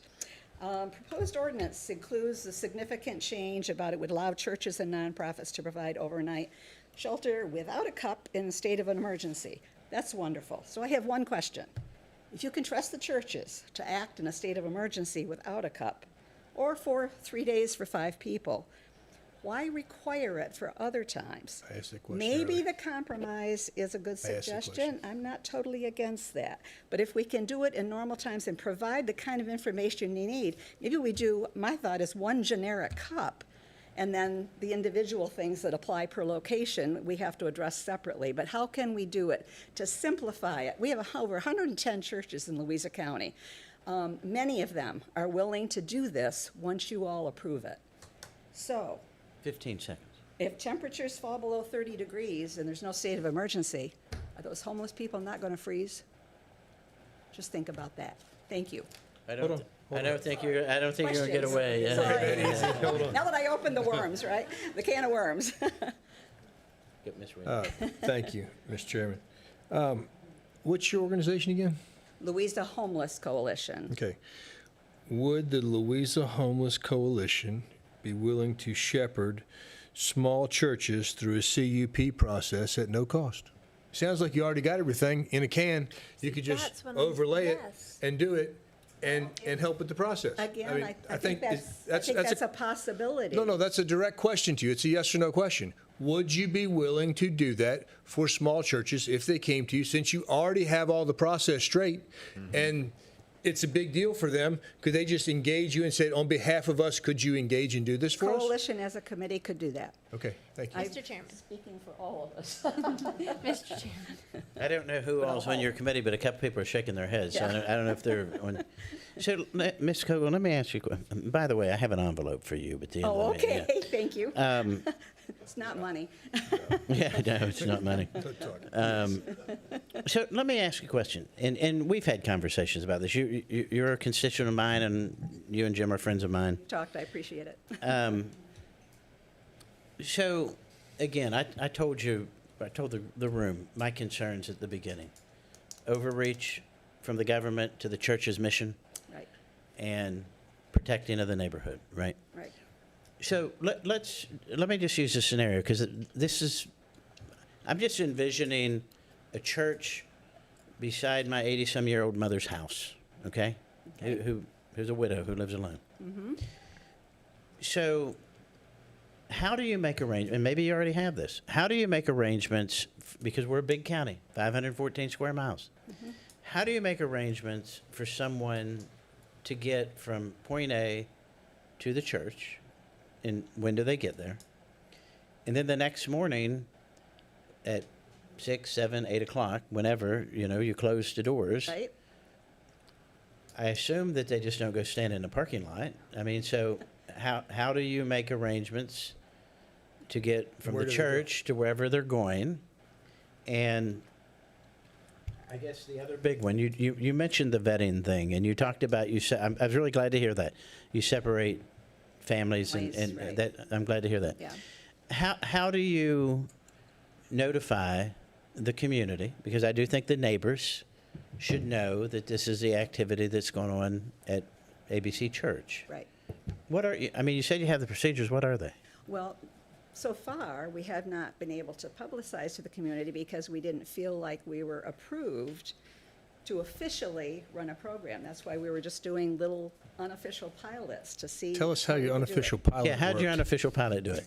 Under the radar, under that CUP radar that you Okay. didn't want to. Well, first let me just address your transportation Yes, question. ma'am. We used volunteers. We had hoped we could use Jaunt, but honestly, we were told by the Jaunt folks that the county had told them they were not allowed to work with us because it would cost the county extra to do it. I don't know if that was true, but that Well, it was would. what someone at Jaunt told us last year. So we started using volunteers. We also have a couple of churches who have church vans that are willing to transport the people. We do have set hours. Usually the pickup, how we did it in the past was the pickup was in downtown Louisa at X time, and any of the homeless we knew that were interested in using the shelters, we made sure they knew this is what time you will be picked up. They were taken to the church. Intake is done over the phone with one of our coalition members beforehand. That's how they know. They semi-publicized, like behind the scenes with homeless folks. And anyway, so then they're transported to the church. They're there for the evening with an on-site coordinator, as a paid coordinator that's there all night. We have volunteers providing the food and so on. And then in the morning, was it 7 o'clock we ended up doing? Yeah, 7 a.m. pickup, transportation. They were taken to downtown Louisa. We were using a shopping center in Louisa for our pickups and returns. Unless if it was one person and they lived, just outside the town, we could take them directly to, when I say they lived, if they had someplace else to go, we could take them there. The other possibility was some of them wanted to take a shower, and this has been from a couple years ago. I talked to James Smith, and he said they would allow homeless to come in and shower at the Betty Queen Center. So in some cases, we did transport them to Betty Queen. Sometimes that worked and sometimes it didn't. So That would be problematic to me. yeah, we had, because then we got to pick them up again and take them someplace else. So we tried to do the evening pickup and then the morning return. And Okay. like I said, we did it So your goal primarily- was to return them from where you picked them up? Right, Okay. which was the shopping center in Louisa. Yeah. I sit on the Jaunt board. I think I can answer that just so everyone's clear. That would be good to know, Do not yeah. believe the county unless county staff, I know no board member said that. I do remember a conversation about that, and it came down to Jaunt runs on a razor-thin wire when it comes to their budget and, Right. and pay per ride and how many riders and what we have and what we offer. Mm-hmm. If we expanded past that, a contract would have to be renegotiated and additional funding would have to be found Okay. for additional rides. So, and it's like that in every single county. We're basically paying for what we get from Jaunt, and if we go beyond that, Mm-hmm. the contract would be renegotiated, but I don't think anyone flat out said No. no. Well, and It was that's why something probably- that would have to be renegotiated with Jaunt to do rides beyond what we already contract them for in the county. Good clarification, thank you. We just, because we were transporting so few numbers, Yes. 1 to 3 people, we had volunteers willing who had vans, or, like I said, a couple of the churches also had vans that would help us do that, so. Yes, I have another question Go here. ahead. And I think this is what I was trying to say earlier, and then it got a little bit twisted, and Tony was saying what we have in place currently. But say we did not have the current CUP process or this possible new, we had no CUP process. What you guys are offering, I think, is phenomenal. You have training, you have guidelines, you have everything. But if we didn't have anything and they weren't working through your organization, and a church just decided that they wanted to open up a full-time humanitarian shelter, there's no guardrails to stop that, and they might not be offering the training and all of the community engagement that you all are planning and have done in your trial runs last year. So I feel like we have to have some guardrails and something in place with the CUP or some regulations that maybe if it's coming out of your organization in a church like Mr. Williams, or maybe it was Chairman Adams said, could help push through and move through, because we know, hey, all of these points are going to be taken care of because your organization is involved and you're up here, Right. with everything and on top of it.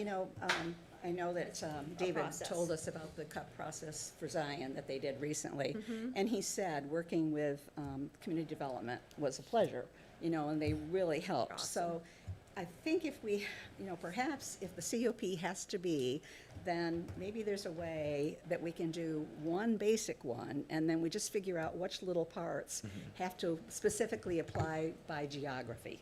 What's the difference when you're a small church versus a big church, or you're in Green Springs versus Mineral, whatever. So, anyway, other Mr. questions? Coon, did you have a comment? I did have one thing, and we've talked about it previously, so I do know about the jaunt ride. So the okay. last pickup with jaunt right now in Louisa County is 4:30 p.m. Yes. So that's where part of the conversation was. The pickup in Louisa was substantially after 4:30. Right. So it means, just like Supervisor Jones said, we would have had to expand that contract. So You would have to expand the hours of operation. The hours, expanding right. the hours of operation would be what would increase We're it. So- picking up at 5:30? Yeah, we were picking up at 5:30, so yeah, it would be like an hour or two extension in the evening, and they and start that's- in the morning.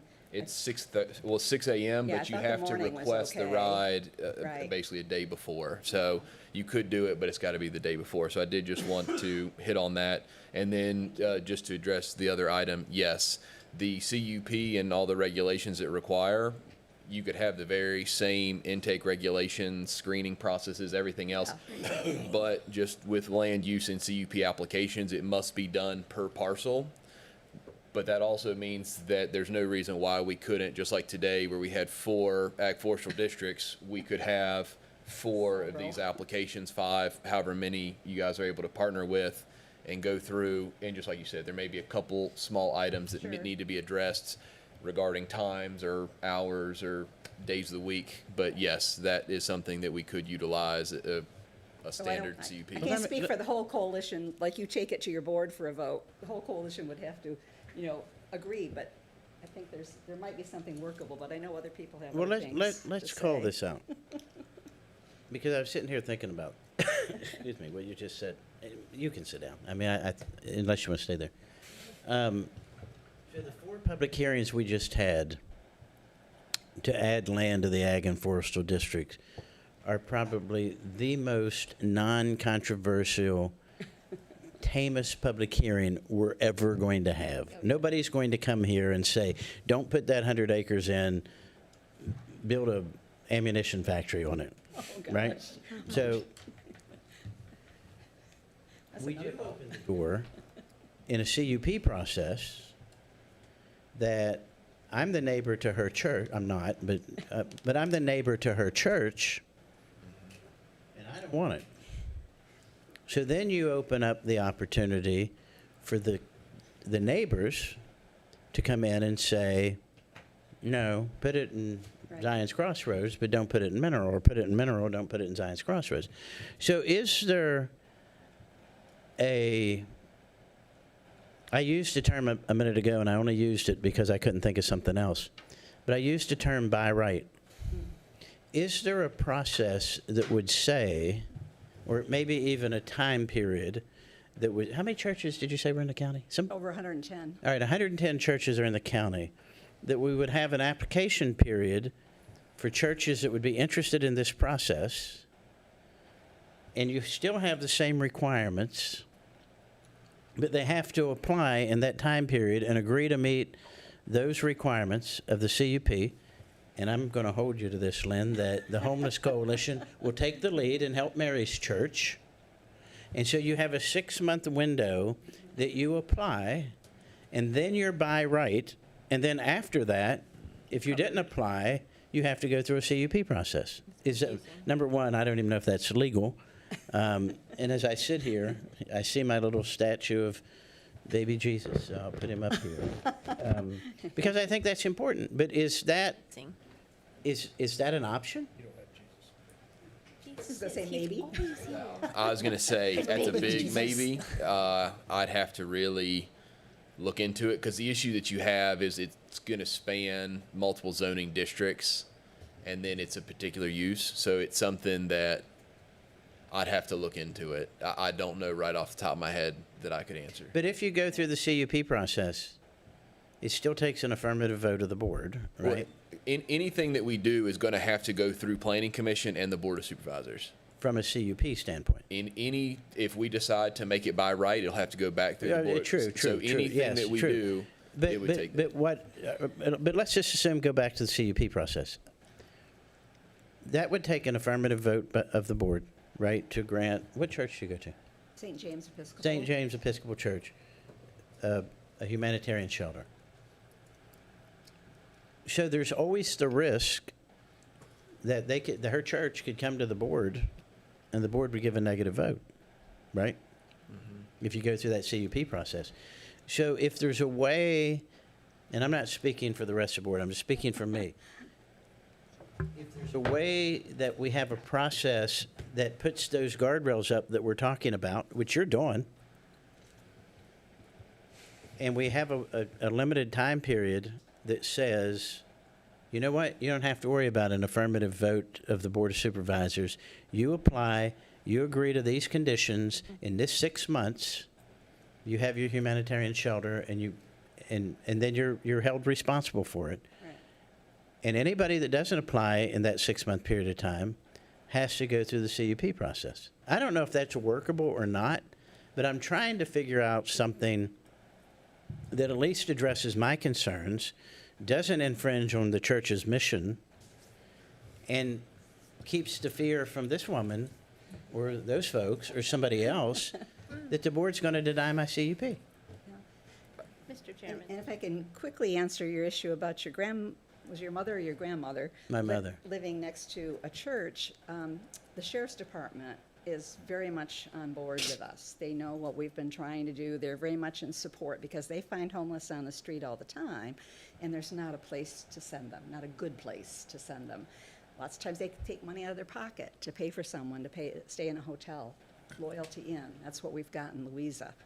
Well, it's better than being on the street. Anyway, they are willing to work with us. I know they're covering a lot of territory, so if something should happen, pray to God that, yeah, they will get there in time, but they would always be aware of, they're the first ones to be aware of, here's our schedule of what the churches are and what dates it's going to be and that type of thing. So I want to assure you that we've made those contacts. Mr. Chairman, so I'm going to play devil's advocate on that. So The devil in church. I know, the devil in the church. Oh, boy. No, so the good neighbor policy, though, I still think that at some point in time, we need to be able to incorporate, and I'm up the street from Zion, but that neighbors should have a voice, and if they have concerns and worries, that they should be, which they can in the CUP, be able to work with that church and the county to alleviate and say, hey, the sheriff's office is there to help you. That we're not just making it by right, that we are taking into account community citizens and neighbors to be able to have a voice also and have their fears, Mary was talking about fears, alleviated, that we have these policies in place. If we have this issue, you alleviated one of my fears. Maybe it was you who said you're not going to be single and housing families, because that was a concern. Again, Charlottesville has got all these policies they've used for years Yes. that work. So we follow That, their for stuff. me, for just kids in our community, that makes me feel safe that we're not going, thank you. That alleviated one of my fears, was the well-being.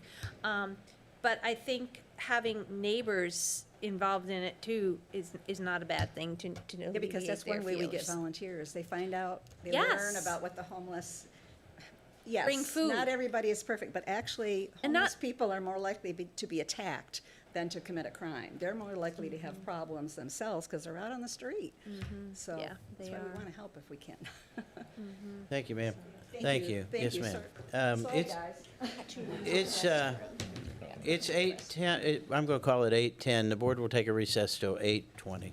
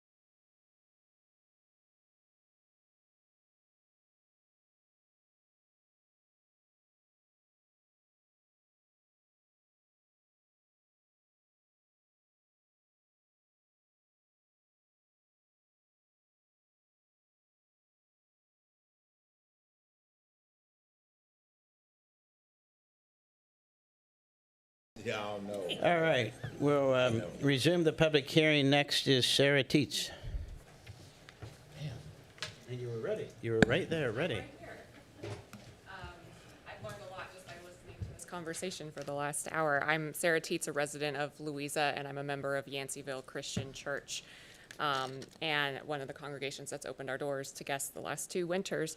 I would like to speak to the real risk of overreach that I see in the amendment to the CUP as written, and the potential for, as it's worded, to really impinge upon our free exercise of our faith at Yanceyville Christian, specifically the requirement that we verify the identity of individuals who are seeking shelter in our sanctuary.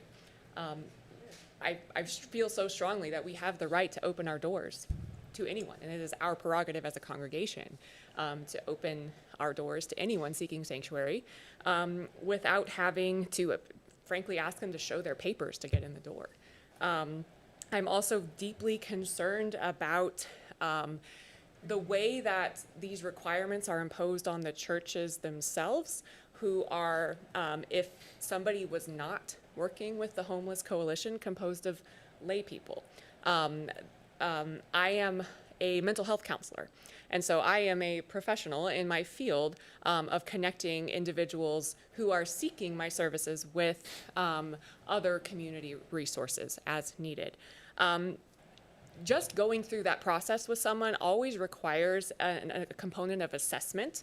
It also involves the disclosure of sensitive personal health information.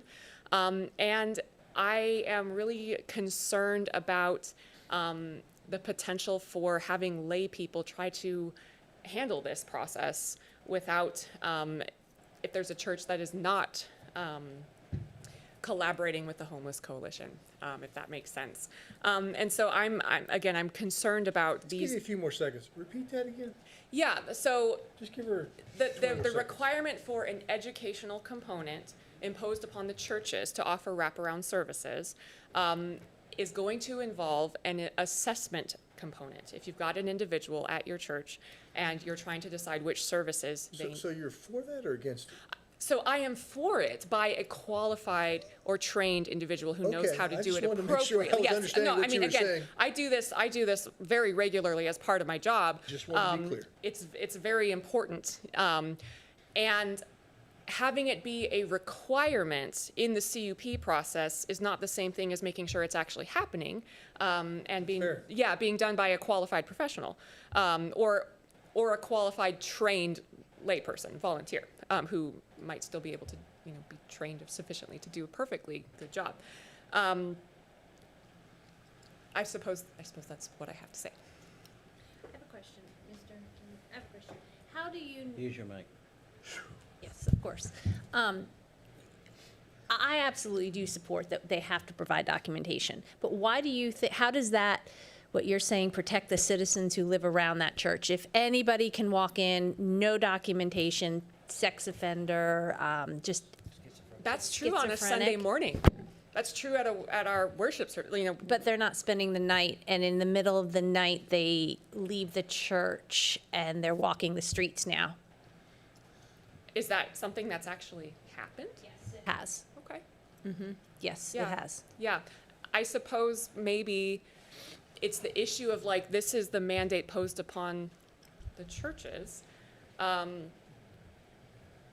But how does that keep the community safe? Because that's also our responsibility up here, is to keep the community safe, helping the homeless, but also supporting our residents and our constituents in making them feel safe. And I don't think that I would feel safe as a constituent. And I actually know constituents in my district who would not feel safe either, who are, multiple ones have reached out to me, very concerned about this. Several that attend a church in my district that are very concerned about this. Yeah, I suppose I don't necessarily have an answer to that myself. It's really just the requirements of us to just verify who they are. If something were to happen, at least be able to say, we have a name, this is the person. Yeah. And this is, at least some information to give to the sheriff's department. How does, I mean, that to me keeps our citizens safe too, right? Yeah. See? But she's saying, No, We're we're talking gonna about something stay right different. here. We can't have, Not in the. Yeah, and you're saying you don't support that intake. what I do support is my church's collaboration with the Homeless Coalition. It's the church itself that is named in the CUP, right? Not the organization that we collaborate with. Yeah, and I don't know that I have an answer to Say this. there's a church that's not collaborating with the Homeless Coalition, but they're going to do this on their own. Should we not try to have some sort of guidelines for that church in order to provide safety to our community and our residents? I'm not sure that I have an answer to that Okay, question, that's but fair. really That's just fair. to face That's it. my concern as to a put it board on, like to member. really just say it Yeah. plainly that like this is a requirement that like people show their IDs to enter a church's sanctuary when the church has opened their doors to them. Mr. Wade. Thank you, Mr. Chairman. I'm just going to go ahead and address the elephant in the room. I don't think that anybody on this board up here, and I could be mistaken, I have been before, takes any exception to anybody who currently resides in our county and has issues and need help. I don't think there's any exception for that, whether they're mentally unstable, whether they're a sex offender, or no matter what. I think the concern of the community and some of the people on this board, me being one of them, is that we are going to bust the problems here from Richmond and Charlottesville. Well, you can laugh, Tammy. I think that's a valid concern, and we need to. Well, we need to understand. We need to understand. And just educate us as to is that a problem? Is it something that's going to happen? Are you going to bring people here to do that? And that's the question. I mean, I think it's real and it's valid. We do not have 150 people, I don't think, behind the public library that will come and get meals because they're homeless currently. I don't think we do. I have no idea what the homeless population in the county is. If I had to take a guess, 10 to 15. Is that accurate? Higher? 30? 30? Okay. Okay, well, let's say there's 30. And what I don't think is reasonable is to take the homeless population from 30 to 230 because we want to help people. I don't think that's reasonable. Help them where they are. Yeah, I will speak to my experience.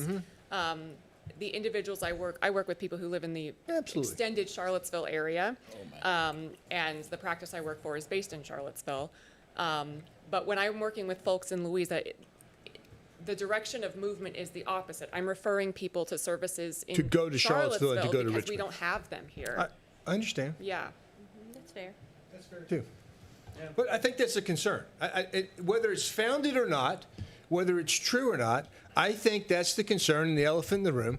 And when you're prepared to address that and talk about that, then you get the community feeling a little better about things like this. He's not asking you to comment. He's just talking. No, Yeah. no, I'm you're making a pontificating. good Thank you, ma'am. Thank you. All right, next card I have is Sue Frankel Street. Did I get that right? Well, it just is what it is. That's the people who I've talked to in my district are worried about that. And this past week, another one I'm said in the they Patrick would be. Henry. Use the microphone, ma'am. Thank you. In the Patrick Henry district. I guess I'll start by talking about the Richmond-Charlottesville thing since it came up. As someone who's worked on this issue for a long, long time in this county, in terms of people who we've been putting up in the hotel over the last maybe 5 or 6 years, I'd say maybe 7 at a time on a high time, like when it's really cold or something like that. So this is not, DC, Richmond, or Charlottesville, and there are definitely not people coming here. There are people going the other way. I don't think us getting services would make people come here because they would still have to get here. In addition to shelter, we often get asked for gas money.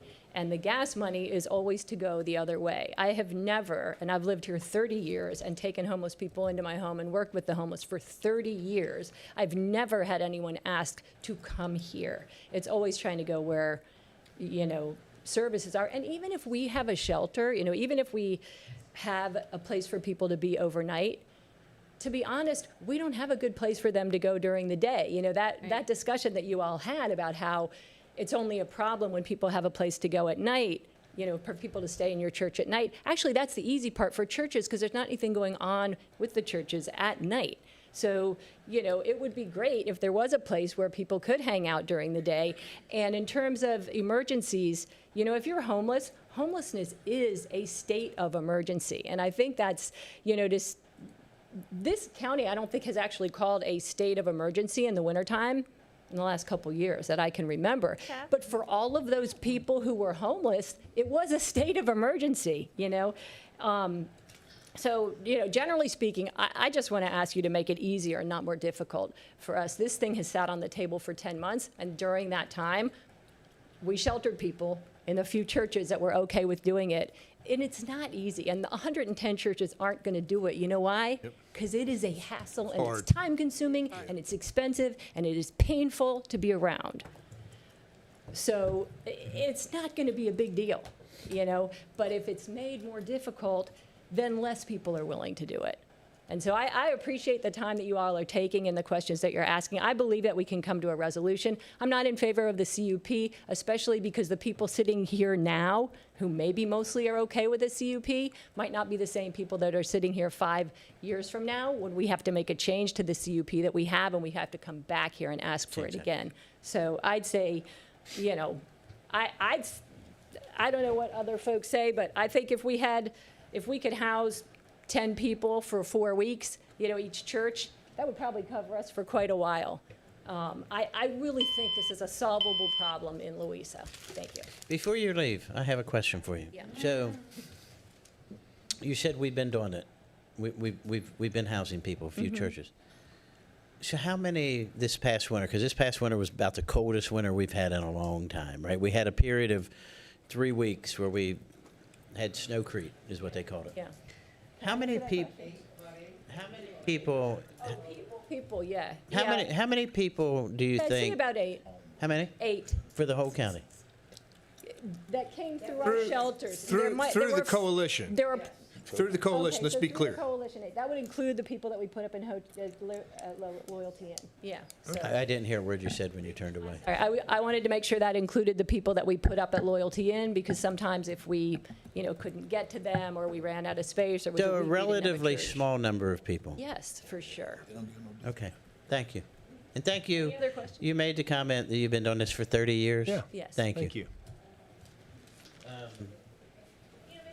And I have something to say.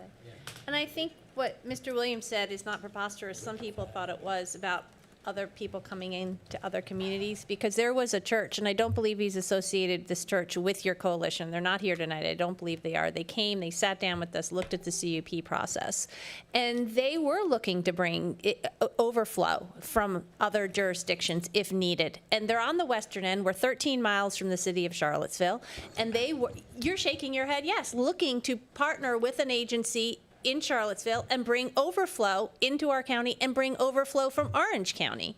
And so that was a concern for me, that where would these people be going? Are they familiar with our county? Are they familiar if one of them walked out in the middle of the night that this is a rural church, no lights?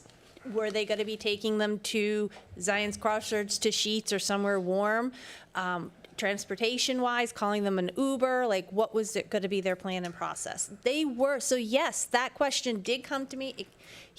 Mr. Coons was in the room, my planning commissioner was in the room, and yes, that's what that church was thinking about doing. So it's not preposterous at all. And it might not, and I'm looking right at you, Lynn, and I don't mean to be, I'm just like, wait, but I'm just saying it's not preposterous because we had it presented to us. Mr. Coon. So, You see, that's different, but not all churches. We do have other churches looking at other programs. So, Mr. Coon. according to the board's bylaws, this public hearing is now extended past 1 hour, so we'll need to take a vote to keep it open. from me. First I ever seen. Really? All right, do we have a motion? Second. Been properly moved and seconded that we extend this public hearing. All those in favor signify by saying aye. Aye. Any opposed? Motion passes unanimously. Except for All right, dogs. Was there a no? For dogs, we did it before. Oh, Did we for do it dogs. You're right, we did do it for the Oh, dogs. you're right, I do remember that, yeah, yeah. Oh, Lord. All right, Nathan Wyman.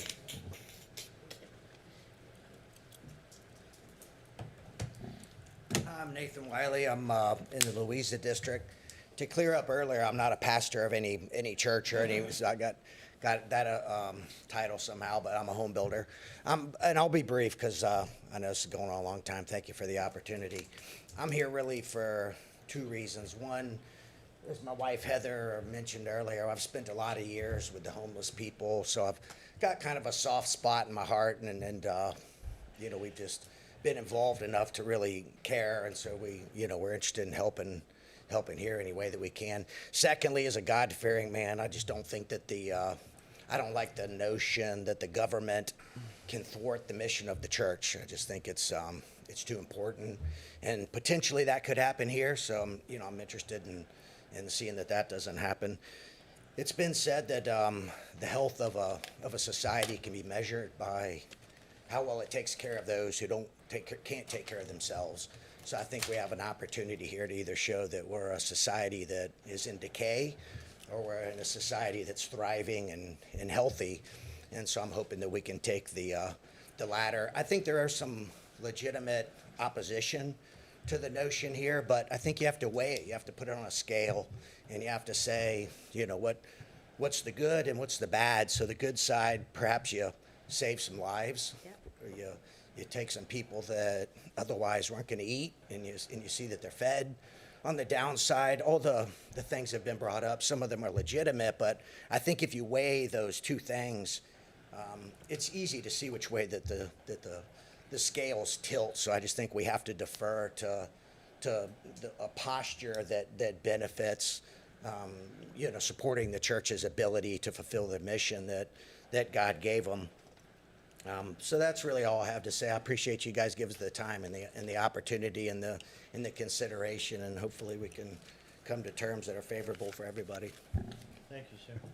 All right, I don't have any more cards. Me and Joe want to speak. Yes, sir. Got Joe? Oh, who? No, I'm the one that's pointing. He can't see one. Oh, yeah. Oh, and I can't see Juanita there Joe, she but I'll goes. get you in a minute, yeah. Yeah. That's what he couldn't see. Yeah. David McWilliams, Green Springs District. First of all, I just want to start by saying that I think you guys have named a number of really important things that were omitted from previous times that I've had an opportunity to speak on this.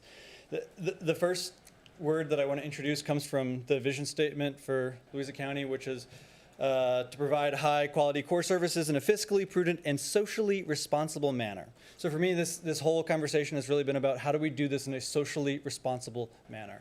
And what I'm hearing are some valid concerns about things like guardrails, right? What are the guardrails that we have in place to make sure that whoever offers this does so in a socially responsible manner?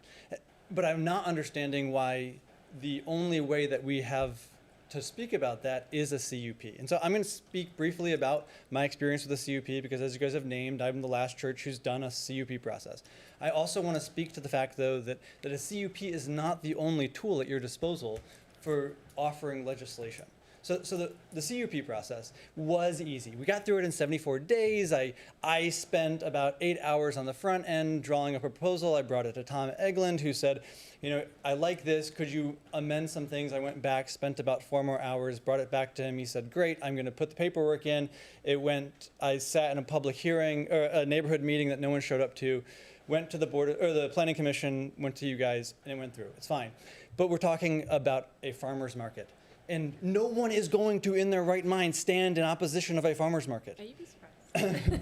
But I guarantee you there will be people who will stand in opposition to a humanitarian shelter. I guarantee you that if I got criticism from people who were on the planning commission, not going to name names, about my process and for a farmer's market, that it is not going to be a clear-cut process. So the thing that I'm afraid of, I'm not really afraid of the CUP process. The thing I'm afraid of is that the CUP process is a subjective tool. It is based on the opinions of 7 votes of people, plus the 7 from the Planning Commission. And if I don't have your approval, it doesn't matter how well written it is. If I don't have your approval, it is a subjective tool. The second thing that I have a problem with is that it's a time-restricted tool. Yes, 74 days seems pretty fast. Last year, I was connected with a woman who I had 3 minutes notice that she was in an abusive relationship, wanted an opportunity to get out. I helped her by bringing her to a hotel. My church paid for 4 nights. It cost us $500. My church 15 budget does not allow for that. I then put her in our church for 2 weeks, which built the trust for her to then stay with a family for 3 months before she got into transitional housing. There are other tools at your disposal other than a CUP. There are legislative codes that you can write to make sure that we live within these guardrails without having us go through a CUP process to do it. Thank you, sir. Do you have a question? I'd just like to know what they are. What the other tools you are? I mean, they have a county code that says that I have to pick up my dog's poop. So have a county code. I don't think we have one of those, do we? Do you have signs around that say that if your dog poops in this area, you have to pick it up? Well, I don't think it's in the county code. You ain't gonna get a That's ticket not- on that one. Yeah. Not I mean, here. I don't know how you create legislation. The CUP process is designed to be tailored to your specific site. With your specific neighbors for your specific needs and your specific concerns. The CUP process is not one where we try to say yes or no. It is a process, and I will say this gently as I can, where the county tries to work with you to facilitate the use you would like to have and protect the neighbors and the community around them at the same time. And That's the goal. The goal is not to turn you down subjectively. But you are right. By any given day up here, it takes 4 to pass. That you're exactly right on. Okay? But so you have the whole CUP process, at least the way I approach the CUP, wrong. Our goal is to try to help you get there. The staff's goal is to try to help you get there and to mitigate the concerns of the community in which you live. And I'm grateful that that's the stance that you take. I will tell you that having gone through the CUP process, that I do not believe that that is the way that it always works. Really? I believe, and I'm not going to put anyone on the spot, but along this process, I was told that if the person that represents your district is in support of it, you have the support of the board. If you don't have the support of that person, then you don't have the support of the board.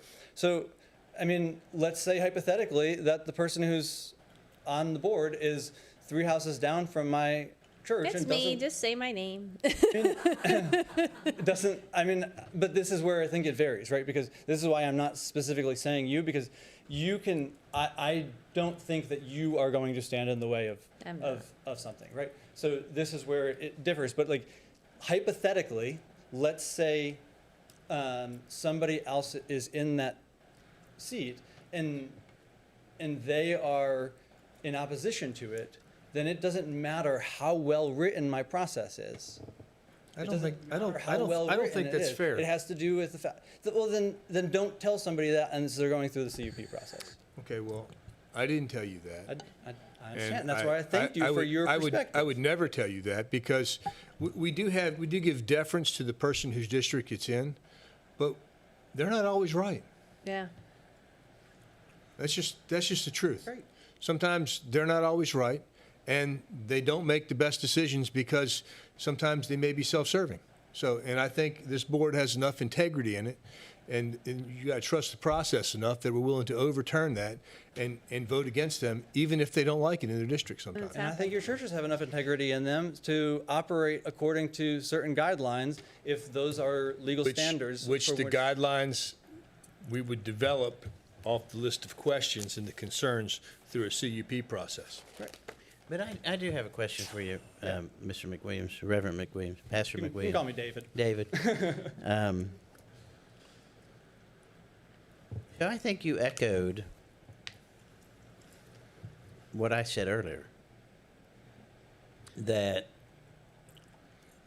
by going through a CUP process, for a humanitarian shelter is way different than a farmer's market or adding parcels to an ag forestal district. Nobody's going to come here and be opposed to that. And I agree with what Mr. Williams said. I approach the CUP the same way. But I do think, and during our break, I talked to my pastor about it. I do think that we have other tools. I'm not asking you to comment. You can actually sit down now. I'm talking. But I do think we have other tools that we could put in place to put these same requirements in code so that you understand what the requirements are and you understand what the guidelines are, but you don't have to rely on the process of going to the planning commission or to the board, because you're right.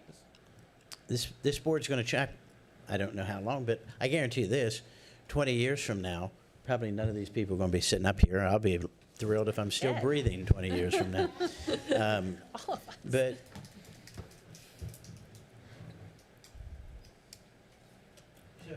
I want to summarize what you said, and I don't want to put words in your mouth, so you push back on me if I'm wrong. You don't disagree with the notion that there should be guardrails in place. And if the guardrails are reasonable, which would be the determination of this board, if the guardrails are reasonable, that you don't disagree that any church or nonprofit that wants to open a humanitarian shelter should be held accountable to those guardrails. Correct. Is that right? 100%. You just think that there's other ways other than the CUP process to get there? Yes, I believe that the concerns with the CUP from my perspective, and I bring this stuff up not because I want to put heat on you guys, right? I've genuinely appreciated this conversation so much more than the previous opportunities I've had to have these conversations, right? And so I think this is a phenomenal. But get to your point. Report. Yeah. So, but it is inherently subjective because it's based on the approval of human beings, and human beings are subjective. You have your own biases. And what I'm hoping that we can accomplish is to create an objective approach. Consult with experts in the field, some of whom at least are in the room, some of whom we have had decades worth of experience running shelters that could help us to develop codes, however it is that you guys, the tools that you have at your disposal that are objective in nature. And so someone could say, look, you're supposed to have somebody who's doing a vetting process. You don't have a vetting process. This is no longer up to the standards of a humanitarian shelter in Louisa County. And so you can't operate, right? I get it. No, without the I get it. nature. No, you've answered my question. Mr. Chairman, can I? Thank you, sir. Mr. Chairman. Thank you. Huh? Because he's in my district, can I say something?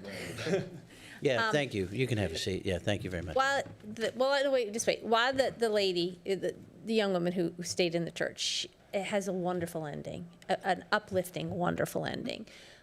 When she was there, I received several calls about her being there. Oh, yeah. Fear. It was fear of people that she was staying in the church by herself. She wasn't by herself, but yes. She wasn't. I was told she was. Misinformation is Okay. pretty common, but yes, no, that's. I was told she was. And to tell you the truth, There was lots of concern. she and her child were staying there. And that's a scary building to stay in. I'm sorry. I would not. I have been in that building many times by myself. And there's a lot of weird sounds. So I'm glad to hear she was not alone. But, and I just felt that you knew what you were doing and that it would all work itself out. It did work itself out. Yeah. And it was a wonderful ending, and hopefully she has a bright future ahead of her because of the grace that was given to her. And that's what we want to see. And she was a Louisa County resident who ran into some really hard times, and I won't go any farther about it. But so, yes, thank you for helping her. Yeah, and there's a component of this, right, that she she generated a lot of fear within my own community. I am, She did, because of that, because of not her the most popular significant person other. in my church, right? Like, there are people who previously I had their full support and now I don't. I know. But for me, that is the responsibility of following Jesus, is I'm not going to make friends with everybody that I come across, but I'm going to do it anyway. But it wasn't her. I think it was a significant other. People were fearful of that person. And fearful of the unknown. Yeah. Nobody. You all can continue this conversation privately. All right, is there, Juanita Joe? Thank you. Still couldn't see you, but I saw you when you. I couldn't see her Your either. head popped up, yeah. I'll try to stand on tiptoe while I No, talk. I got you How's that? now. I got you now. I'm Juanita Joe Matkins. I'm in the Mountain Road District. My church has been participating in the mission that the Louisa Homeless Coalition has been effecting over the last years. So if you have any questions about that, I'm glad to answer them. What I want to talk to you about is an extension of what I've talked to you about before, which is the law. I don't have to remind you of what the First Amendment to the Constitution of the United States says. There have been a lot of reviews of that in the last couple of days, and it makes me even more proud to be an American. But you may not know about RLUIPA, which is the Religious Land Use and Institutionalized Persons Act, which is an enacted law of the federal government. And a part of it reads, "No government shall impose or implement a land use regulation in a manner that imposes a substantial burden on the religious exercise of a person, including a religious assembly or institution, unless the government demonstrates that imposition of the burden on that person, assembly, or institution is in furtherance of a compelling governmental interest and is the least restrictive means of furthering that compelling governmental interest." I could go on. You may know about Article 1 of Section 6 of the Virginia Constitution, which essentially says about the same thing, and also the VRFRA, the Virginia Religious Freedom Act, which essentially says the same thing. But what I am telling you today is my belief that government doesn't have any business regulating what religious assemblies do in the sincere exercise of their religious beliefs. And I am against the whole idea of the institution or the implementing of a CUP requirement for religious assemblies to provide temporary warming shelters for homeless. And I will also conclude with this. There is no justification for the county to risk costly litigation at the expense of its taxpayers by burdening the church's free exercise of religion. Last time I was here, I talked about Castle Rock versus the Church of the Rock versus Castle Rock, Colorado. The settlement in that was $225,000 for that one church because the county tried to make the church submit to their regulations. So I'm hoping that you will see that the churches in Louisa County are simply seeking to open their doors on the coldest nights so that no man, woman, or child has to sleep outside and risk harm or death. And I don't care if they come from Charlottesville or Orange County. If they need our help, if they need my help, I want to give it to them. Thank you. Is there anyone else that would, yes, sir? By the way, I registered online and got a confirmation. Oh, I didn't get a card, but that's why we never shut it down. Must be on the other list. I'm representing the Louisa Homeless Coalition, so I will ask for 5 minutes. Okay. First of all, I want to make two quick points and tell you a little story. Give your name. Oh, I'm sorry. I'm Dwayne Surgent. I'm in the Mineral District. Thank you, Dwayne.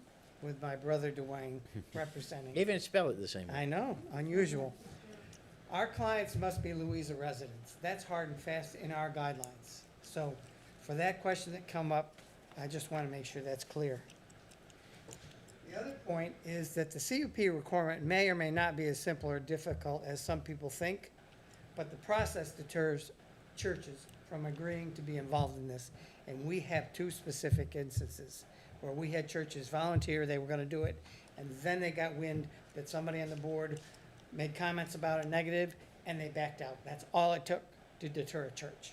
So I want to tell you a story about a boy named Kevin who was born into a working class, a family of 6. His parents divorced when he was 14. He had 2 older brothers who were already adults at the time and a younger sister who went with his disciplinarian mother. But he stayed with his blue-collar father, who was a hard worker trying to support his family, but was not the disciplinarian in the marriage, which all is part of his growing up and development. So what were the factors in his life that led to where he ended up? His parents' divorce was impactful. Lack of discipline in formative years living with his father. Loss of an arm at the age of 18 years old due to an industrial accident at work. And alcoholism. So he went through life with sporadic or no jobs, living with his father, friends, and eventually with his mother. His mother died, with whom he was living for over 10 years when he was 51. He returned home from serving a jail sentence for previous DUIs. His mother's home was sold by the estate, leaving him homeless. Spent time in the Salvation Army homeless shelter. Social services helped access his benefits and helped him, and he left the shelter for an apartment in the slums in the city where he was robbed. Fortunately, everyone loved Kevin. He would give someone anything he had, though he had very little. The only person Kevin hurt was himself. He had an older brother who loved him very much, tried to help him, but he lived 500 miles away, eventually was able to get him into subsidized housing outside the city near where he'd been living before his mother's death. He lived there 6 years before he passed unexpectedly from multiple health issues at the age of 63. He was fortunate he lived in a city that had facilities and services to help him. Louisa does not. No homeless shelter, no significant services for him. So I ask that for all the Kevins in the county, you add an exemption for religious organizations from the onerous requirements of the CUP in the proposed shelter organization to simply allow churches to accomplish their mission without interference. My friends and fellow advocates here for the homeless and least fortunate are dedicated people supporting an organization who for over 2 years now, 2 seasons, has helped people come in out of the cold. So what my friends and fellow advocates here don't know, they don't know my passion for helping the homeless. What they don't know is that Kevin was my younger brother. And so if you've never known a homeless, then you have a fear. But if you've known some homeless is pretty much harmless too. So let's stop acting like they're a threat to our welfare. When we talk about where they're going to be if they leave that shelter at night, where would they be otherwise without the shelter? On your streets. So having a place for them to go doesn't increase the risk to their citizens. That person's out there, whether he's allowed into our church for shelter and warmth, or he's out on your streets 24 hours a day. So that argument doesn't fly with me. So this is personal for me. Thank you for listening. Thank you, sir. All right, I don't have any other cards. Is there anyone else that would wish to address the board? Can't be. Yes, ma'am.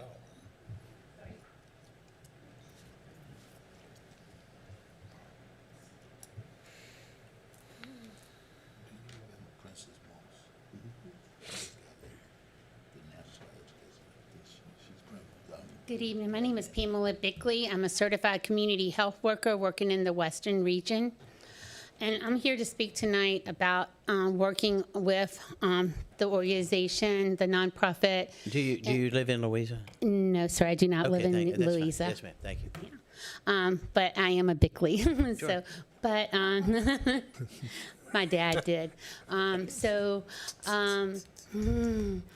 So I just wanted to explain to you one thing and answer some questions. But I've worked in healthcare for over 40 years, and I retired from the University of Virginia working with the HIV patients, the Ryan White program. And we had a 101 housing grant that we got. And that grant stands for what you do is you bring someone in and you house them, and then you get treatment for them. Unless they have housing, they can't get their addiction under control. And out of that program, we had 25 people, and still today, I know 10 of them are still clean. And we housed them for 18 months, and then they were able to get an apartment. And we couldn't get an apartment complex to rent to us like the grant wanted us, so we had to go with a hotel. And 4 of them are employed at the hotel where they stayed, because he told 4 of them, the GM said, after you leave here, come back and we'll interview. And today they're still working there. They're still not doing drugs. We had one person, she had been doing cocaine since she was 9 years old, gotten in a whole bunch of trouble and everything. So until they have housing or somewhere to go, and then you can, implement, programs for them.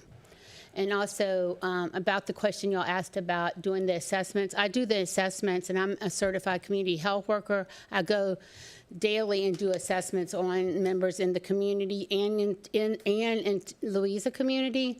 Also, I am working with a person from Louisa. You never know. You have to go in, you have to talk to them, and you have to figure out, like I have to go in and figure out an emergency, like the case manager might tell me one thing, but when I get there, there's no lights. That's why he can't, charge his phone.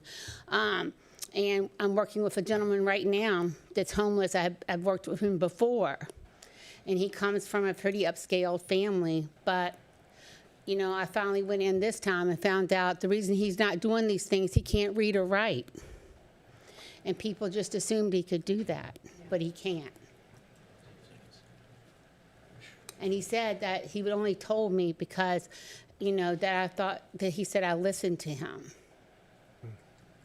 So sometimes we have to take a step back, where I kept saying something's not adding up for him, and I couldn't pinpoint it. But then that last call, he told me, because I was trying to get him to fill out a form to see if he could get a tent, and he said he couldn't do it.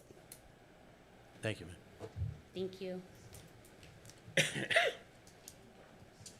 Is there anyone else who would wish to address the board?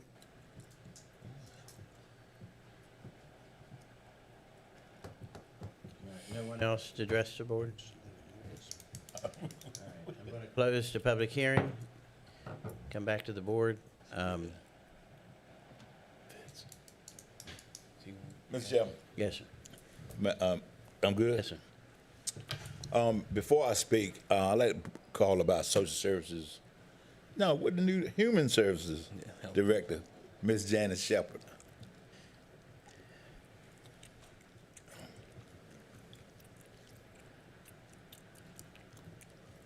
I'm gonna be quick, Janice. Good evening, everyone. How you doing? Ms. I'm well, Shepherd, thank you. what is the time frame for someone who's homeless to get services in Louisa? State regulation requires that for someone to be eligible to receive services in Louisa, that they be present in Louisa for at least 30 days. Okay. Now, that's a little different if they have children. The children are eligible right away for education. Is that not true? That's true. So it's different for the kids. Okay. I apologize. I'm putting you in a little bit tough situation. The best of your knowledge, not concrete. How many homeless people you think walk in your office? Just the best of your knowledge. I would say probably off the top of my head, we probably have 20 people that would come into the local agency and identify themselves as homeless. Okay. I'm finished with her, then I can, but I just want to ask that question. Great. Thank you. You're welcome. Thank you. Anybody else have any questions? Thank you, Ms. Shepard. Thank you, ma'am. Mr. Chairman, Yes, sir. Yes, sir. I just want to say that first. First of all, I'm not going to be very long. I'm not going to be politically correct, okay? I mean, it's just who I am. I'm a Carolina boy, Baptist boy, grew up in Bryan's Baptist Church, and that's just who I am. Me personally, I got a hard conviction for churches. I think the church ought to be able to do what the church chooses to do. That's just me personally. I mean, in Matthew, Jesus talked about having somewhere to lay his head, not having somewhere to lay his head. Proverbs is very clear about what we're supposed to do for homeless and our fellow man. So me, as a Christian, personally, I don't want to put limitations on churches. I've always been like that. This issue and other issue, because there's going to come a time where I'm going to have to answer to Jesus. And I want him to say, good and faithful servant, well done. Now, but on the elected official side, I represent a variety of people. And when I say that, from a fiduciary point of view, adding people that are not from here, if that happens, it does affect our bottom line. Our jaunt services, it could affect our law enforcement. It could affect that, and I'm concerned about that. Am I concerned about that? To vote for this? Nope.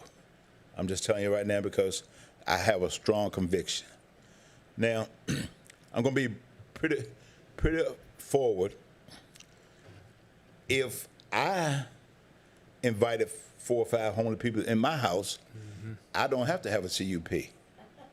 Okay? I'm just being honest. If I met some people and I decided for them to stay at my house because they didn't have nowhere to stay, I don't have to have a CUP. And it's just the nature of the beast. But I'm just going to tell you right now, because my conviction for God and my conviction at this point in time, I can't support this. And I've been going back and forth, and I got some Christian brothers, they're torn with it too. But at the end of the day, I want him to say, good job, my faithful servant. Anybody else have anything? I have a comment here in a minute, but I don't want to overstep anybody here. Mr. Woodward? Mr. Chairman, I thought this was one of the better public hearings. I was on the Planning Commission for 4 years, and now I'm in my 3rd year on the board, so 7.5 years. The back and forth was I thought, excellent. I hope that the folks that came here tonight realize that this is really important for us too, and we want to do everything we can to get this right as we can get it. With that being said, I don't know that I'm ready to vote tonight. I'm not either. And I think that we probably, I'm more confused than I was before I came, I guess is the way I need to put that. So with that being said, I think I would like to see us possibly put off our vote to our next meeting, maybe. Well, that's just my thought. I'll say what I was going to say, and we'll move on. So that was going to be my suggestion, that I think what I got out of this public hearing tonight was 2 options. One, we go the CUP route that's been discussed, whether exactly as presented from the Planning Commission or some amended version of it. Or we could go the route that would put in these requirements through code. Mr. McWilliams talked about that, which still holds you, not you, but still holds churches accountable, still holds nonprofits accountable, still has guidelines and regulations that protect our community. The other thing that I would say is I do think there needs to be an oversight organization. And I'm going to throw this out because I don't think the oversight, I really don't want it to be the County of Louisa. I don't want it to be a government entity, a government agency. And I asked during the break, I talked to Ms. Kogel, maybe we look at, if we go the route of guardrails and not a CUP, that we engage somebody like the Louisa Homeless Foundation, right? Did I get that right? Coalition. We fund them to, as an outside agency, to mentor these other churches that want to be involved. I don't think you're going to have, what'd you say we had, Lynn, 108 churches, 110 churches? I don't think we're going to have that because the biggest number I heard here tonight was 20. 20 homeless people in the county. Let's make it 50. You're not going to have 110 churches get involved. You're probably going to have 4, 5, or 6. So you have an organization that partners with the county as the enabling organization that would be responsible to the county because we would provide you a little bit of funding to do that. And we keep the government out of it. And that makes me a lot more comfortable because I think it meets what I spoke about in the beginning. We don't interfere with the mission of the church. This is what the church, and we ask the churches to do this. When the county government can't do it, we ask the churches to do this. And somebody said it, and I can't remember who. We let these folks come in our church on Sunday morning. We used to have a feeding program that Susan and I were really active at, right? So that's what we're supposed to do.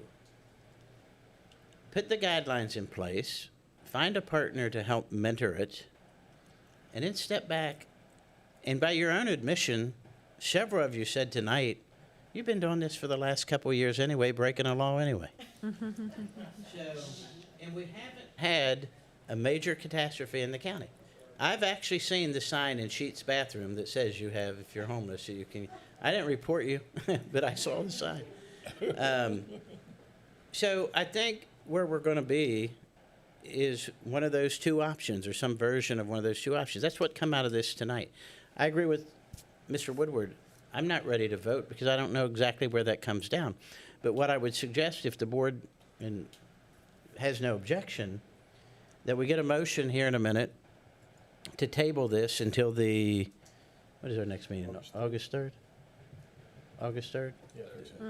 The August 3rd meeting, and take this 30 days to let staff look into, see if some of these things that we're talking about are actually permissible by code, to reach out to your organization to see if we can work something out like that, to look at what a version of the CUP process would be, because there could be some people up here that say, I want to do a CUP, and that's fine. But let's take the next 30 days, really focus on it, and put it to bed, because winter's coming. So, I'm sorry, but quick. I apologize. And also, you can bypass the Board of Supervisors. The General Assembly just passed an act called the Faith and Housing Act. You can build on your own land by right. Churches can. So I didn't know if you're aware of that. I've been following it in the General Assembly. But they've given you the rights to build housing on your property by right. Anybody else? Well, before I ask for a motion to table this, I do want to say this. We have lasted, this public hearing's going on about as long as any public hearing that I've ever seen. That's important. But I think that's good, because it's a serious issue. This is a real issue, right? This is an issue that involves the most vulnerable people in our county. I want to thank everybody that's here, everybody that was here and left, for your remarks, for your dedication, for your sincerity, for your professionalism. And we handled this tonight the way we handle stuff all the time, the Louisa way, which is to be respectful and to have good, honest conversations with each other. Do we have a motion to table this? Move we table to August 3rd. So there's a motion on the table. I got to get this to the, where's closed my book, sorry, folks. That we table Chapter 86, Land Development Regulations, Article 1, General Provisions, Article 2, until the August 3rd meeting, and direct staff to work on some legalities. Any discussion? All those in favor signify by saying aye. Aye. Any opposed? That motion passes unanimously. Mr. Barnes? So moved. Second. Properly moved and seconded that we adjourn. All those in favor signify by saying aye. Aye. Any opposed? Meeting adjourned. I don't think I. Thank you.